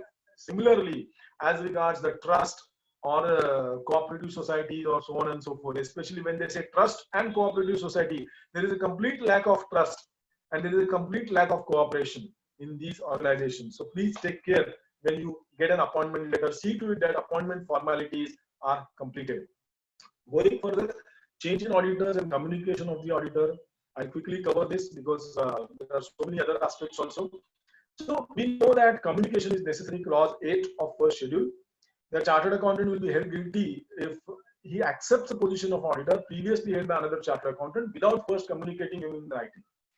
Now, four important aspects is applicable to all types of audit because it says that accepts a position as auditor. All types of audits are covered. There's no question at all who is appointing, government appointment hai, nahi hai, etc.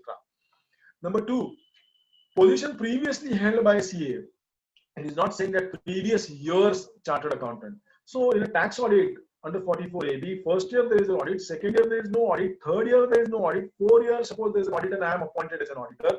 It is my duty to communicate with the auditor of the first year, right? I can't say that last year, previous year there was no auditor, I need not communicate. No, it is not like that.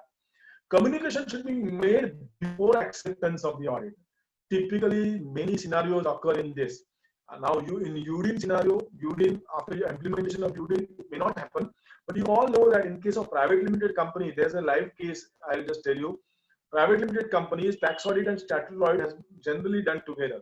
So in this case, it so happened that the earlier auditor was to be changed. He did not want to do the work. So somewhere around 8 or 10 September, the auditor was changed. Mutually, there was no issue. So new auditor came. He was given an appointment letter. He wrote around 8 or 10 September to earlier auditor. Earlier auditor said no issues at all. You can conduct the work. No problem. Everything went on smoothly. Subsequently, that earlier auditor did not want to do audit but wanted to do taxation services. Subsequently, some issues regarding taxation services fees occurred with the client.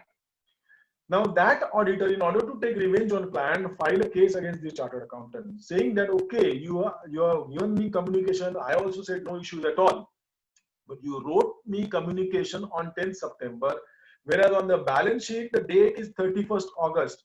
Needless to say that these we were doing many times, right? Because the AGM is to be held within 30th September. So whatever date we signed, actually do the audit.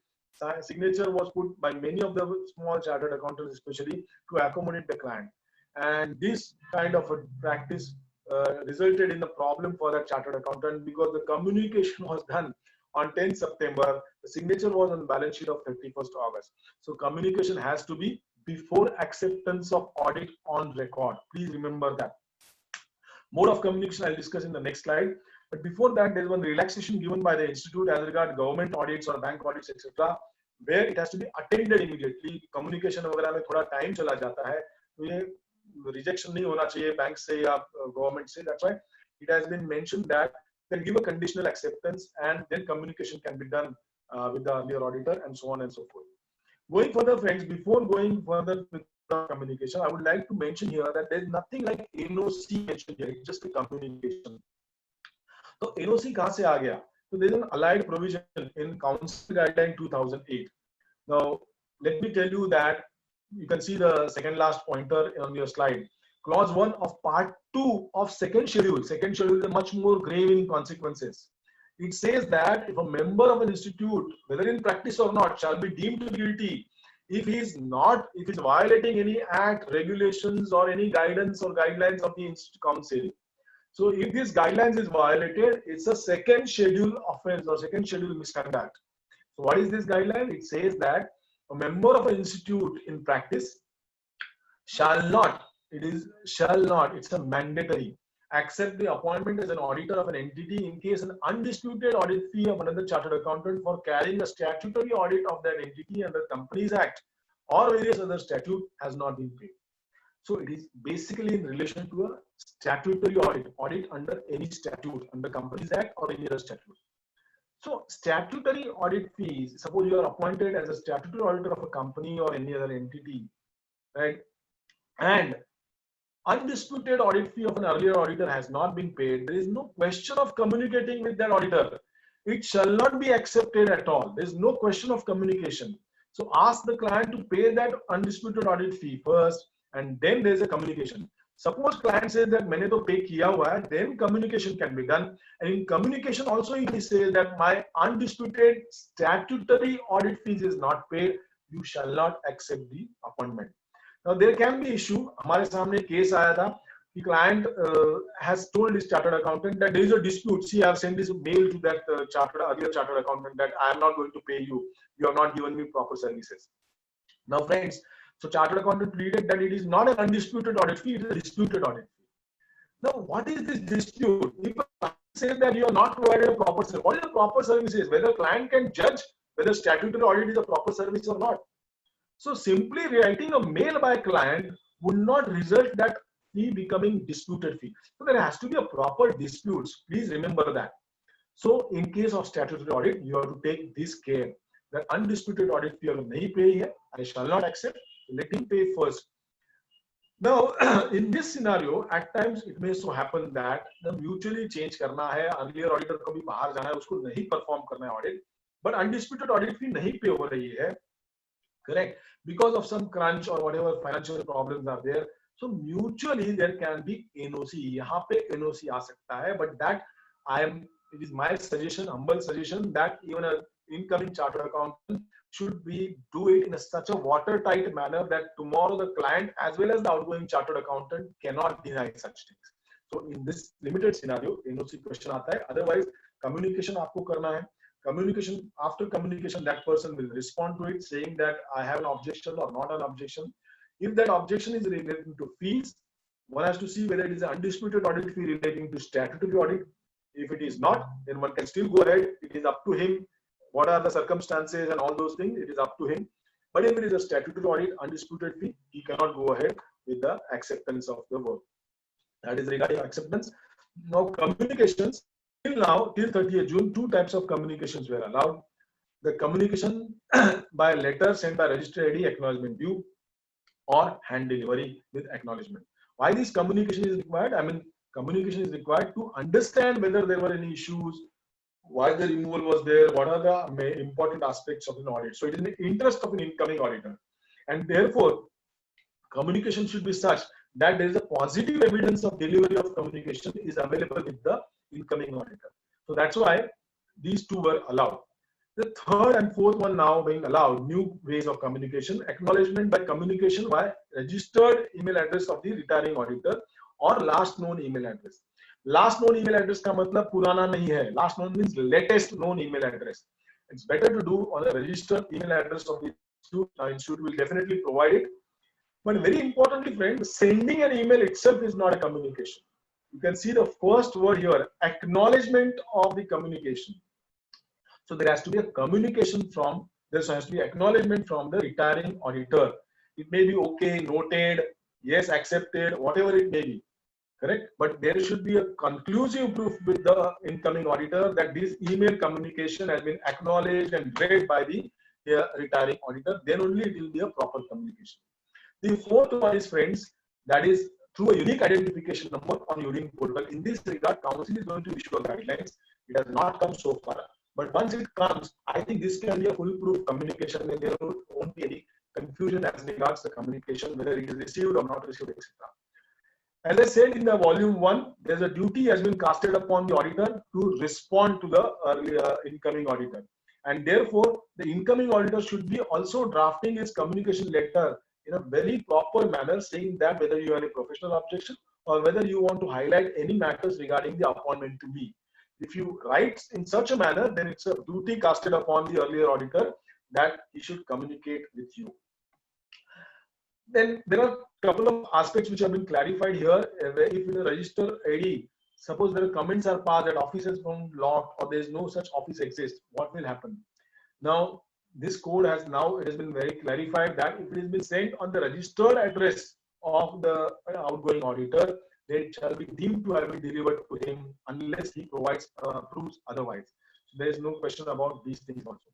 Going further, friends, very quickly, because I have now 15 to 20 minutes with me. Independence. Now we have moved now to the second schedule. You can see part 1, second schedules. Now independence issues. We have seen the independence standards also in the volume 1. So if a chartered accountant will guilty of misconduct, he expresses an opinion on financial statements of any business or enterprise in which he or his partner of his firm has a substantial interest. So independence is at stake. Substantial interest has been mentioned in the appendix 9 to CA regulation 1988. But friends, I'll take that. But friends, now in view of the Companies Act 2013 141 disqualification which have been mentioned, this has become somewhat diluted now. It has not been amended mainly because regulation amendment goes to Parliament. So now perhaps it will be amended and brought in line with the Companies Act. But at the same time, in a code of ethics, all those provisions of company laws have been discussed. Now, what does it say? That substantial interest means, very quickly I'll say that regarding corporate entities with a auditor as well as his partner or his relatives, right, having 20% or more voting power, voting rights, or in case of non-corporate entities, if it is more than 20%, 20% or more, or one can say the decision making, if it is there with the auditor, his partner, and their relatives, then it can be said to be a substantial interest. So if he expresses an opinion on financial statements, now opinion can be any type, friends. It does not mean that statutory auditing. So even if a certificate has to be given on the financial statements and a substantial interest is there, it will be violation of this clause. Now I would like to draw your attention to the guidance note on independence of auditor, as well as chapter 9 of the Council General Guidelines. Now, this guidance note gives us various guidance as regards independence, whether we are in audit or not in audit. So we cannot take a dual responsibility as far as RBI or CAG related audit is there. We cannot take assignments after for 1 year from that entity after 1 year after completion of audit assignments. So we cannot provide any other services of bookkeeping or valuation, cost audit. We have seen that in volume 1. It is mentioned here that CA, chartered accountant, is expected to be no less independent in discharge of his duty as a tax advisor or as a financial advisor than as an auditor. So even if we are acting as a tax advisor or financial advisor, we have to have similar kind of an independence that was expected as a self-regulatory measure. Now, in addition to this self-regulatory measure, in the Council General Guideline, Chapter 9 says that it is mentioned in this guidance note also, and it's also there in that Council General Guideline. If I'm accepting an appointment of a company, PSU, government or listed company having turnover more than 50 crores, then my non-audit, fees for non-audit services, whatever is permitted to me, should not exceed my audit fees. That is very relevant, friends, and one has to follow this. As regards changes in this, as I said, that modification of conflict of interest has been done in accordance with Companies Act 2013. We'll see the next slide. What are these provisions? Of course, I'm not discussing Companies Act right now because it will be again never-ending story. But those have now been included in the Code of Ethics. So we all know that statutory auditor cannot be an internal auditor simultaneously, or internal auditor cannot be a tax auditor or GST auditor simultaneously. Similarly, one more restriction has been included now. If I'm an independent director in a company and I cease to be an independent director subsequently through a retirement or resignation, whatever it may be, then I cannot take a statutory audit of that company immediately, at least for 2 years. So there has to be a cooling period of 2 years after completion of tenure till the acceptance of audit. So independent audit director cannot take immediately after their tenure the audit of the company. And I said section 151 are there regarding the disqualifications, as regards disqualification on the basis of relationship, disqualification regarding conflict of interest and business relationship. All these have now been discussed in detail in Code of Ethics, and whether I can undertake the work or not, whether there are safeguards allowable in this scenario or not. Everything has been discussed. We all know that there is a complete disqualification in this regard. Going further, charging the fees on percentage basis or contingencies, per schedule clause 10, we are not allowed to charge the fee in a practicing chartered accountant on the basis of percentage of certain figures or certain turnovers, etc., or profits, or findings of certain events or result of such certain events. Now that we know, but I would like to draw your attention to one aspect here, that even agreeing to a charge or accept the fees on percentage or contingent basis is not allowed. So even if term sheets are entered, subsequently nothing has been done, but term sheets are entered, that itself is not allowed with such fees. Of course, there are certain exceptions under Regulation 192, that is receiver, liquidator, etc., can charge the fees on the basis of percentage on realization of a valuer can charge on the basis of value. Debt recovery, auditor of cooperative societies, we know that working capital based or net profit based is there. Management consultancy services approved by council, certain percentage basis is allowed. Certain fundraising activities have been allowed. I personally have raised a query, what is certain personal fundraising activities. Now, till that time, I feel that all fundraising activities can be whatever are globally accepted principles are there, where I can charge a percentage fees, I can do it. Insolvency, professional and non-assurance service to non-audit clients now has been allowed.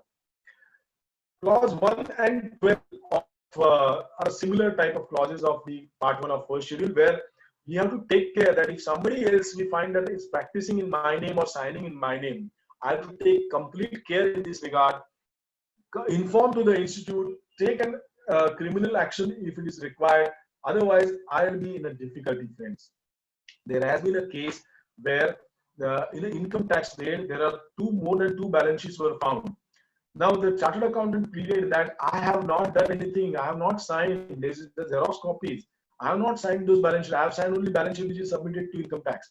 Unfortunately, he could not justify that because he had not taken any corrective action even after it was brought to his notice. Whereas in the similar case, the DC ruled in favor of chartered accountant because he has taken an action, filed an FIR. He has immediately went ahead, and of course he challenged the handwriter expert also. So all these things were taken into considerations. So we have to take an action as far as possible. Now, of course, it's a different scenario after introduction of UDIN. So wherever you are signing as a professional chartered accountant, you have to generate UDIN for that. There is no question of signing any ITRV only as a true and correct or certified copy. We are not allowed to do any certified copy. So let us restrict ourselves, generate UDIN for all signature, create certificates, etc., for all kind of a certification work, and generate UDIN. There's no question of these clauses doing practice or signing anybody in your name. Now, in this connection, I have taken a couple of next slide here. Preparation of certificates. We have to prepare certificate. Even ITRV certification as to even Kolkata High Court has said that you cannot do this kind of activities. So we are not gazetted officers to do it. So if a client comes to us saying that I want to have this income tax certificate, income certificate to be given, so ITRV हमारा sign करो, income tax return sign करो, we can prepare a separate certificate for that, mentioning of that ITRV, saying that it has been generated or it has been downloaded in front of me by the client from the website of ICAI. All these things can be mentioned, and create a separate certificate, generate a UDIN. In this regard, guidance note on reports or certificates for special purposes is very relevant. It is there on the website. I have just taken illustration one from that illustrative form. I'm not going to discuss that. One few things I just wanted to highlight in this regard. First of all, I have underlined in it terms of engagement, very relevant friend. I will give you one case. The turnover certificate was asked from a chartered accountant. That certificate was PWD for some civil contract work, civil tender. Now PWD had highlighted that the chartered accountant certificate should be there. Now this client of chartered accountant was doing a civil work in a proprietary business, as well as he was having a proprietary business of a grocery shop or grocery trading activity. Now, unfortunately, the tally data was presented to him together, and he signed the certificate together, certifying the total turnover. Later on, PWD checked it and found that this was that grocery trading turnover was included here, and they filed a case against the chartered accountant. CA pleaded that I was not knowing, I was asked to give a turnover certificate by a client. Now, whether he had taken a terms of engagement, why this is required, that was not there. So he could not justify his case. So terms of engagement, why it is required should be taken. Secondly, it is regarding tender, whether it is compliant with tender requirements. Thirdly, the details which are being compiled. Many times we are taking the issues of client. We have compiled. No, we are not compiling this detail. The detail are to be compiled by client or the management. So it's a management responsibility which has to be highlighted. Then what is our responsibility, from where we are verifying, whether we are verifying from audited accounts? If not, then whether we are checking the actual doing, what I can say, that authenticating the integrity of data or arithmetic correctness of data. We should be very clear. If I'm taking it from the unaudited accounts, then what data I have seen a tally accounts in the tally software till so and so date, entries made so and so date with a proper supportings if possible to you, extraction of trial balance signed by client with you. So all these care has to be taken, mentioned in the certificate. And at the end, friends, it is there in front of your screen, restriction on use must be clearly mentioned on that certificate or report that this is to be used only in this case. That is regarding certificates and report. Going further regarding certificates, many times we are approached by clients regarding the signing the project report. Now again, citing the Kolkata High Court, that they have said that chartered accountant is not eligible to sign the project report. तो क्या करे? Client को आ जाता है कि भाई bank ने मांगा है project report के ऊपर CA का signature चाहिए. I can't lose the client also. Friends, we are not allowed to sign any project report. We are not allowed. Clause 3 of second schedule of part 1 second schedule is very relevant and very, I can say, grave misconduct.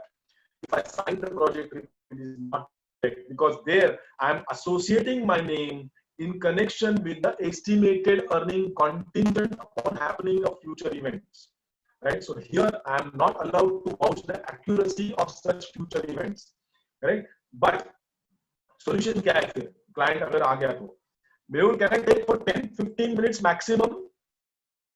Yes, please go on. Yes, definitely. I hope it is interesting. So yeah, very interesting. Yeah. So I can do that in a limited manner. There is a standards of assurance engagement 3400, which is on the examination of prospective financial information. Now, please read that very carefully. Earlier one we discussed was a guidance note. This is a standard. It is a binding, mandatory on us. Standards on assurance engagement 3400. Now, what does this standard say? This standard says that you can, in a limited manner, you can certify this data, not future findings. We are not vouching the happening of these events. What you are, I have underlined this, I have again extracted this illustrative format, underlined this, it is there on the website, you can always see that. I just wanted to highlight, if you see the language of this or the standard, here what we can, I can certify is, I am just assuring here that the assumptions have been made, certain assumptions have been made, and these assumptions must be mentioned in the project report separately. If not, we should take it from the client and mention it there. And these assumptions are not extraordinary assumptions. they give a reasonable basis for projection. Correct? They give a reasonable basis for projection, and on that reasonable basis of projection, the calculation of projection has been done properly. So here what I am doing is the reasonableness of the projection and the arithmetical calculations of that projections. Only these two limited aspects I am certifying, and therefore only to the limited extent I must be certifying these things and not certifying the future events or future projections. Very important difference, a disclaimer which is given in the last clause. Even if the events anticipated under hypothetical assumptions above occur, the actual results are still likely to be different from the projection because the other anticipated event which frequently do not occur as expected and variation may be material. What does this mean? I'll just highlight you.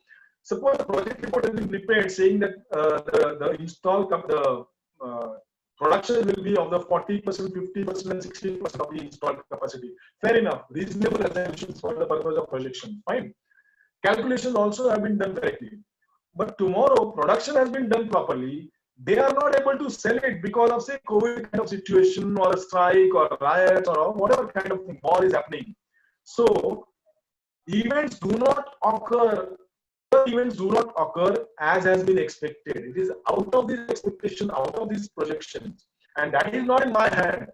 And that can be a significantly different material, or variation can be significantly different, and I am giving this disclosure.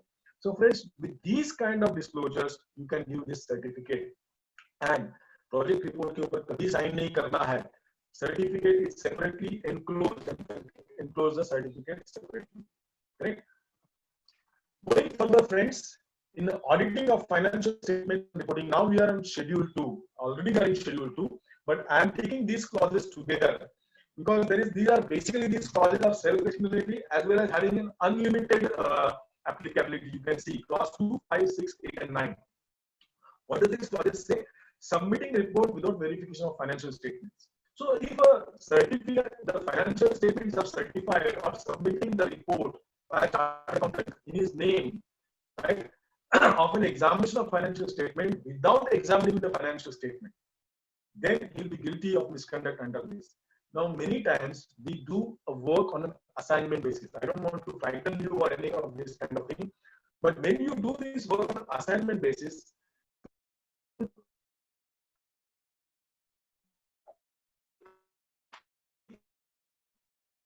on the person to whom you are doing an assignment blindly, there has to be something which is known to you.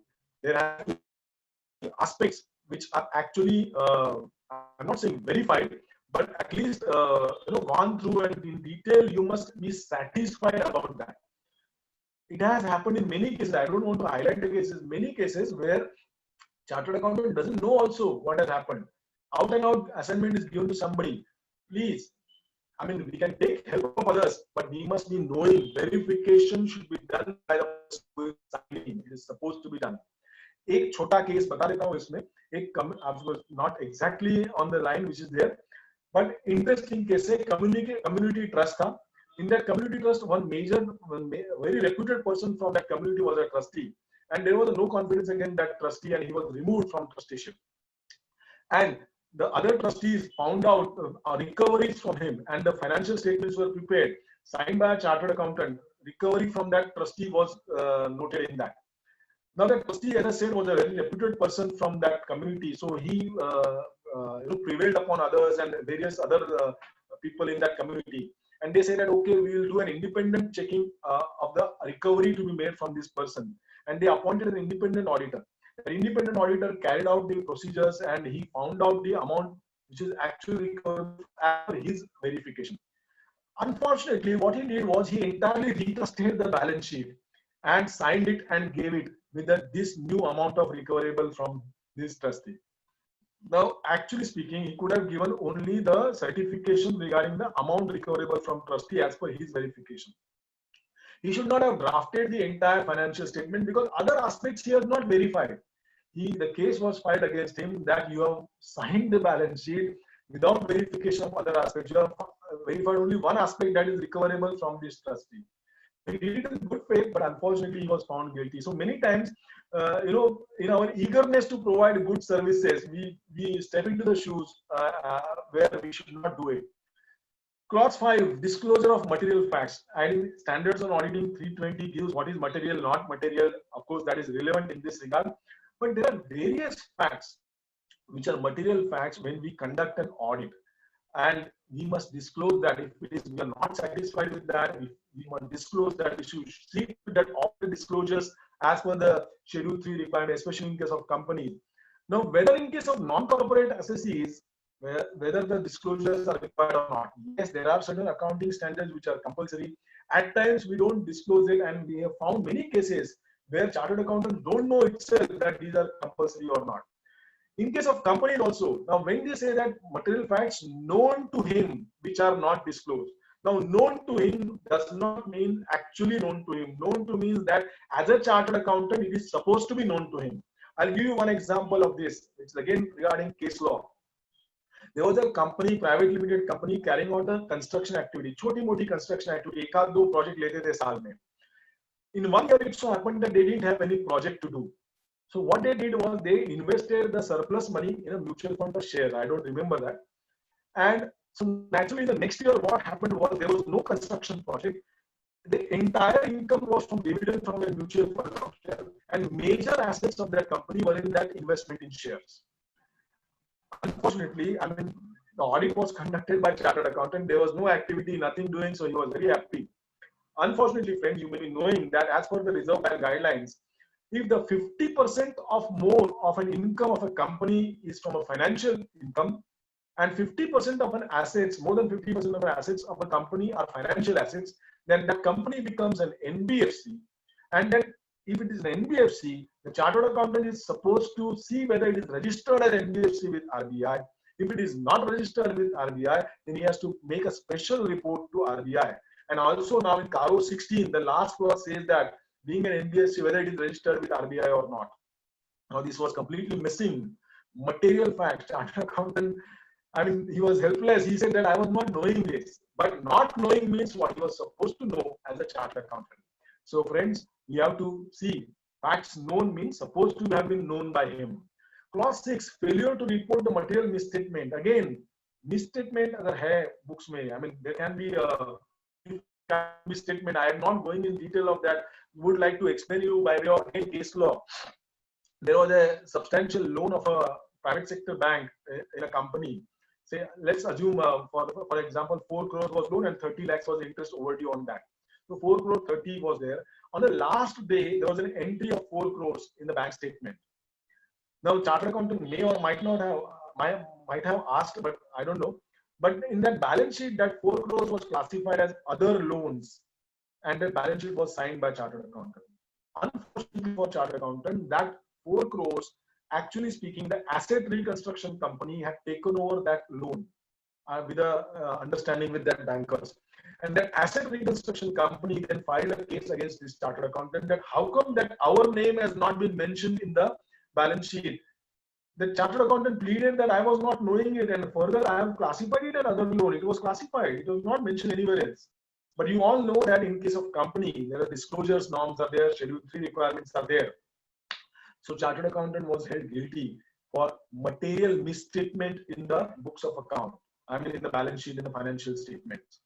Failure to obtain sufficient information. I mean, I can go on and on as regards cases are concerned because there are so many cases happened in front of our bench or discussed also with other bench member or even past council members also. Clause 8 says that failure to obtain sufficient information. We always mention that as per the information and explanation given. Now, see friends, all our standards essays at 700, 706, all these people, all these standards are explaining scenario. I can express an opinion, unmodified opinion, modified opinion, disclaimer opinion, or what are the circumstances where I can have a emphasis on matter, so on and so forth. I'm not going in detail of that. So if you have not got that information, if you are not satisfied about the information, right? So please take the proper information because ये information हमें दिया ही नहीं. अगर दिया नहीं है तो आपने पूछना चाहिए. So it has to be in a writing from you that such information is required. And in spite of asking in writing, if you are not received, then how you can give an unmodified opinion? One has to really be very careful about these things. I'm not going to mention case law because mentioning the facts takes a lot of time. Failure to report the material departures from generally accepted audit procedures. Now, we have to mention the peer, our urine, FRN number, requirement of peer review, etc. We have to take very carefully in this regard. All the audit procedures, standards on auditing, all the review engagement standards have to be taken into consideration while doing our audits. Next is confidentiality and custody of clients' assets. Next 2 to 3 slides, I'm finishing. Now, friends, I'm not going to discuss this clause. I'll give you immediately the case law. Second schedule, part 1, clause 1, disclose information without the consent of client. So we can, if the chartered accountant discloses the information without the consent of client, unless it is statutorily required under the law which is currently in force, he is guilty of misconduct. I'll give you one case, again, couple of cases in this. Chartered accountant was doing the bank finance proposal. The banker asked him about the locations of godowns and stocks. In a good faith, he gave it. Unfortunately, the client did not want to give one of his godown for whatever reason. The DC doesn't go in the intentions of client, because many times the intention, as far as we are concerned, our code is relevant. So client may have what his one go down, so he filed case against the chartered accountant. Unfortunately, now he was doing a work in a good faith, but he could have taken a consent or a general attorney or what kind of thing from a client, a mandate from client to disclose all the information. And after taking this also, it's better to take regarding the specific information, the consent of the client. I'll give you another eye-opener case, which is again informed me by other member, that a chartered accountant was having a family income tax files with him. Now, head of a family, his son, a daughter-in-law, and all these people were there doing a business activity. One day, the daughter-in-law came to the office asking for the income tax returns of the family members. Now, it was a normal thing. He felt that it's a सबके family के देने दे दी. Unfortunately, it was required by her in some family dispute for claiming an alimony in the court. Now, this head of a family and his son filed a case against chartered accountant who had asked you to give it to a daughter-in-law. I mean, it was, we never know what is happening behind the curtains. So each individual is our client and not a family. Please remember that we have to disclose the information only with the specific approval of client. Clause 10, failure to keep client's money in a separate account using it for the same purpose. Now, friends, here very important. I just read out this clause. Fails to keep monies of its client other than a fees, remuneration, or money meant to be a separate banking account. Use it monies for the purposes for which they are intended in a reasonable time. Give you case law that advance tax was to be deposited. The money came in client's account. Substantial money was there. It came in, say, if it was in September, let's assume it's September. It came on the 1st September. You know that by 15th September it has to be deposited. The CA also deposited that on the 15th of September or 14th of September. Nothing, no issues. But subsequently there was a dispute. The client filed case against chartered accountant saying that you have used my money for 13 days. Now clients, the chartered accountant says that I have not used the money. It was in separate account. That separate account was having balance also. But the facts of the case were that there was a transactions in that account. Although the balance was there in that account, there were transactions in the account. So on the first in, first out basis, that money was deemed to have been used. Secondly, the last phrase of this clause says that intended for the use within the reasonable time. Now, 1 तारीख को अगर पैसा आता है, तो who has asked you to keep it up to 14th?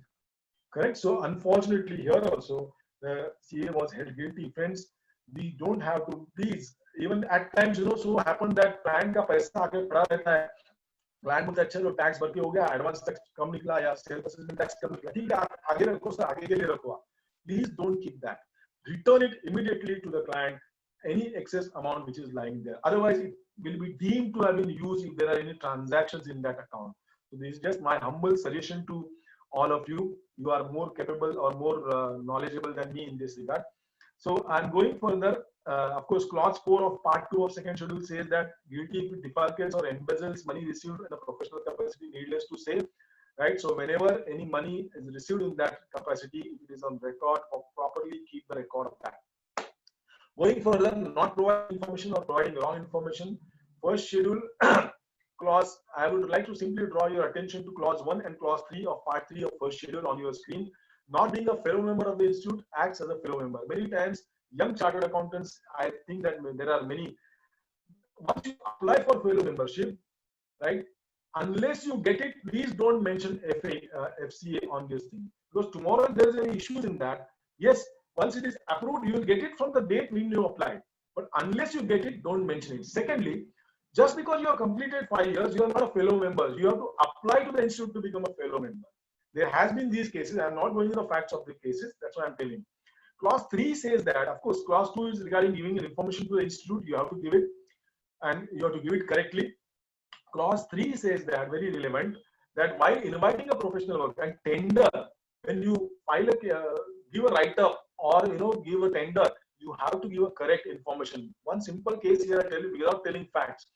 In a tender, the chartered accountant has filled up that there are 2 qualified assistants or 10 articles or so on and so forth. Now, friends, you know that if you have a qualified chartered accountant employed with you, this has to be registered with the institute. If it is not registered with the institute, you cannot say in this thing.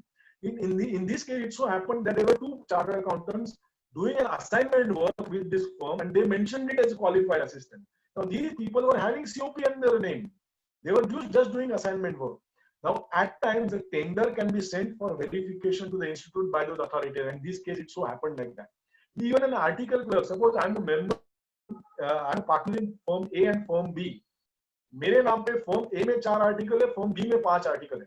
Form ए का जब मैं tender भर रहा हूं, then that 5 articles which are there in my name under firm B should not be included here. Please remember such kind of thing. Actually, you should be correct. Especially again in case of offices. एक जगह पे अगर मुझे tender भरना है, वहां पे office दिखा है, इसलिए मैंने टेम्पररी की तरह एग्रीमेंट किया. But friends, if you are going to have an office there, it's a branch, and if it's a branch, it has to be registered with the institute. Some CA should be in charge of that branch. So please remember all these provisions, giving these information, filing a tender or preparing a write-up. This is the last slide. I'll conclude here. Here, the general breach of professional duties or general misconduct, clause 7, second schedule, clause 1, part 2, second schedule. This I have already discussed when we discussed the communication, so I'm not discussing that. So I'll discuss 2 clauses out of this. Clause 7, part 1, second schedule, and clause 2, part 4 of the first schedule. Clause 7 says that the chartered accountant shall see, I always call this as a mother clause of everything. Chartered accountant in practice shall be deemed to be guilty of misconduct if he does not exercise due diligence or is grossly negligent in conduct of its professional duties. Here, there is nothing regarding audit or certification of financial statement, nothing. It is professional duties, so it is connected to every practicing chartered accountant. Even a tax practice, bank finance work, due diligence work, or consultation doing work, every chartered accountant practice, this clause is relevant. And you can see the coverage, grossly negligent to samjha ja sakta hai, but not exercising due diligence. So in case of certificate, even if 1% mistake is there, it is not exercising due diligence. So it is a coverage, is a huge coverage of this clause. That's why I call it as the mother clause of everything. बाकी कहीं पे भी नहीं आएगा तो यहाँ पे जरूर आएगा misconduct, अगर कुछ गलती की है तो. Correct. Secondly, the clause 2 of first schedule, part 4, says that member of institute, whether in practice or not, shall be deemed to be guilty of misconduct, other misconduct, if he is, in the opinion of the council, brings disrepute to the profession as a result of his action, whether or not related to the profession. So, professional work or not professional work, otherwise also, I should conduct in such a manner that I am not bringing disrepute to the profession. So friends, I'm not taking case law. There can be number of case laws on this clause 7 and clause 2, right? But I'm not taking for a paucity of time. Perhaps anytime if you otherwise call me, I'll be available for discussion only on cases. That can be also an interesting session. And a number of cases are there which we can discuss on this. But friends, to conclude, this clause 7 and clause 2 give 2 important aspects, that I have to exercise the utmost diligence when I do my duty, professional duty, and in my conduct, whether in profession or not, I should be acting in such a manner that I am not bringing disrepute to my profession, my institute.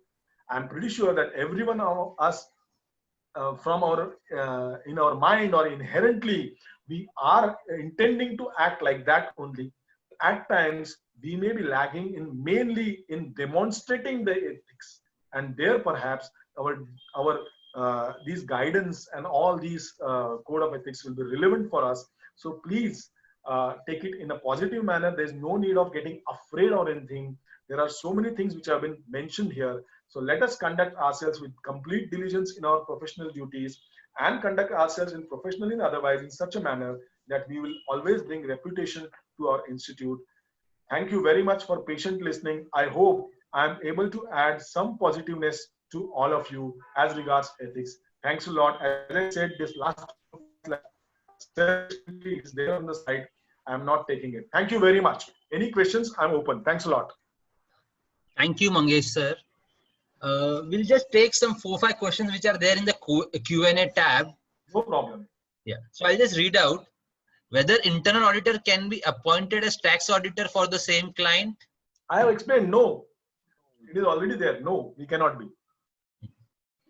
Not tax auditor, not GST auditor also. Yeah. Okay. There's one other question. The assignment was signed by the partner of the firm and unfortunately he ceased to be partner. Do the NOC required from the firm or the individual partner for taking the assignment? This is interesting. This question had come to me earlier also. Better to write to both, according to me. Better to write to both. According to me, I am fully conservative. Better to write to both. As I said, NOC is not required. If fees is pending, right? If fees is pending, statutory audit hai or undisputed fees agar pending hai, naturally there shall not be any acceptance of this. There cannot be any acceptance of this work. But fees pending nahi hai, aapko communication hi karna hai na, dono jan se karo na. Yes. So, but what I understand, Mangesh, over here is that the firm is same. It's only the partner, one partner who was signing the audit has resigned. Yeah. So it will come to another partner who is going to sign. So in those circumstances, I agree, Mehul, but the clause says that position which was held by another chartered accountant. okay. That is why I said Okay. Okay. यहाँ पे undisputed fee outstanding है, वहाँ पे question ही नहीं आता है. Statutory audit है और undisputed fee outstanding है, वहाँ पे question ही नहीं आता है. Acceptance करना ही नहीं है. If undisputed statutory audit नहीं है, right, और statutory audit है but undisputed fee outstanding नहीं है, हमको खाली communication करना है ना. Okay. Yeah. And see, it is in our interest because even if that partner is retired, he may be having something to bring it to your notice, perhaps, which other partners of that firm may not bring to your notice. So it is in our interest. Yeah, I appreciate that. Is there any restriction on CA firm to do audit and non-audit work for the same client? Yeah, definitely there is a restriction. As I said, Volume 1 gives you very clear-cut guideline regarding what work can be done, what other than audit work can be done for an audit client, even what work can be done for an assurance client other than audit client. So other than audit assurance services, if you are giving, what other works can be done, what other works cannot be done, that guidance is very clearly given in Volume 1 in an independent standards. If you see the independent, in the first slide only it is there, when we started Volume 1, independent standard only, it is very clearly given what work can be done, what work cannot be done, what safeguards can be taken, that also has been given. Explicitly, I have already mentioned that for an audit client, I cannot take an internal audit, accounting work, IT system related work, certain valuation work, I cannot undertake for an audit client. The next question, can a CA in practice who is an independent director sign the financials of the company? No, definitely not. He cannot sign anywhere except for the board minutes wherever he is required to sign. He cannot sign the financial statements. He cannot sign bank documents. He cannot sign even ROC filing. Nothing. He cannot sign anywhere except for the board meeting proceedings, if at all, wherever the signature is required for his attendance purpose. Or suppose he is a chairman of an audit committee, he can sign as a chairman of an audit committee on that minutes. The next question, whether resigning auditor does not respond to an email for 3 or 5 working days, whether the delivery receipt of an email can be an acknowledgement? No, it is not. Acknowledgement is not a delivery receipt according to me. The code is very clear, acknowledgement. So positive evidence of delivery has to be there with you. And positive delivery evidence of delivery is basically one can say the positive acknowledgement from that side. Any kind of acknowledgement, okay, as I said, okay, noted, whatever kind of.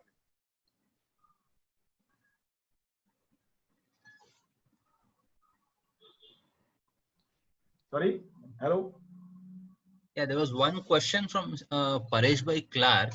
Yeah. As regards the example of NBFC, which was given by you, if the matter was to be of 1 year, would it not be considered as an aberration, and a note to that effect in financial as also a reference thereof in Caro? Precisely. Precisely. If there is a proper disclosure, this case was filed by RBI, unfortunately, and RBI was very strict on that. I was a member of a state level coordination committee formed by Chief Secretary of Maharashtra when I was a council member. And there RBI used to always bring to the notice many such balance sheets where they are deemed to be an NBFC, but chartered accountants are not whatsoever. So I know if there's a proper disclosure, a proper note is written, proper letter is written to the ICAI, but ultimately the requirement is that chartered accountant should give a separate report to RBI, exception report, they say. In Caro, if it is mentioned now, that perhaps that is why the clause has come. So mentioned in Caro but not given exception report, perhaps DC might consider at times. Perhaps, I'm not saying right now, because depending upon the facts and circumstances of the case. Thank you, Mangesh sir. Now I'll present the brief vote of thanks to you and just a few announcements. Dear member, our next meeting is on Saturday, 8th of August on the practical issues under GST audit. Now I'll present the vote of thanks. On a speaker, bhai, मैं भी attend करूँगा. Sumit Junjunwala. Yes. Mangesh will send you the invite. नहीं, ठीक है. No, we'll send you the invite. No issue. Yes, sure. The code of ethics, it sets out the guidelines to be followed by the chartered accountant in practice as well as in employment. They guide us on to what is right thing to do within our scope as a chartered accountant. Mangesh sir, has illustrated the above guidelines with proper case laws that he has come across during his tenure as the member of the disciplinary committee. So we on behalf of Vile Palace Study Circle are thankful to Mangesh ji for coming over here and deliberating on the code of ethics to all our members. Thank you, Mangesh sir. Thank you very much. Thank you very much. Thank you very much. I hope my session was at least some benefit or use to all of you. Thanks. 100%. It will be a very good benefit. Wonderful presentation. Thank you. Thank you. ये जन्म तुम इसका भरत का लड़का है क्या? भरत का लड़का है, बराबर है. अच्छा भरत भाई को बोलना याद कर रहा था, है क्या? He is there. He is also listening. अच्छा. How are you? He won't be able to because we have kept everybody on mute. Yeah, no problem. Just बोलना उनको. Sure. Yes. Thank you. Thank you very much, Mangesh. Are we concluding? Yeah, we continue. Yes. Thank you. Thank you all the members. Thanks a lot, Mangesh. Stay safe. Chalo, take care. Bye-bye.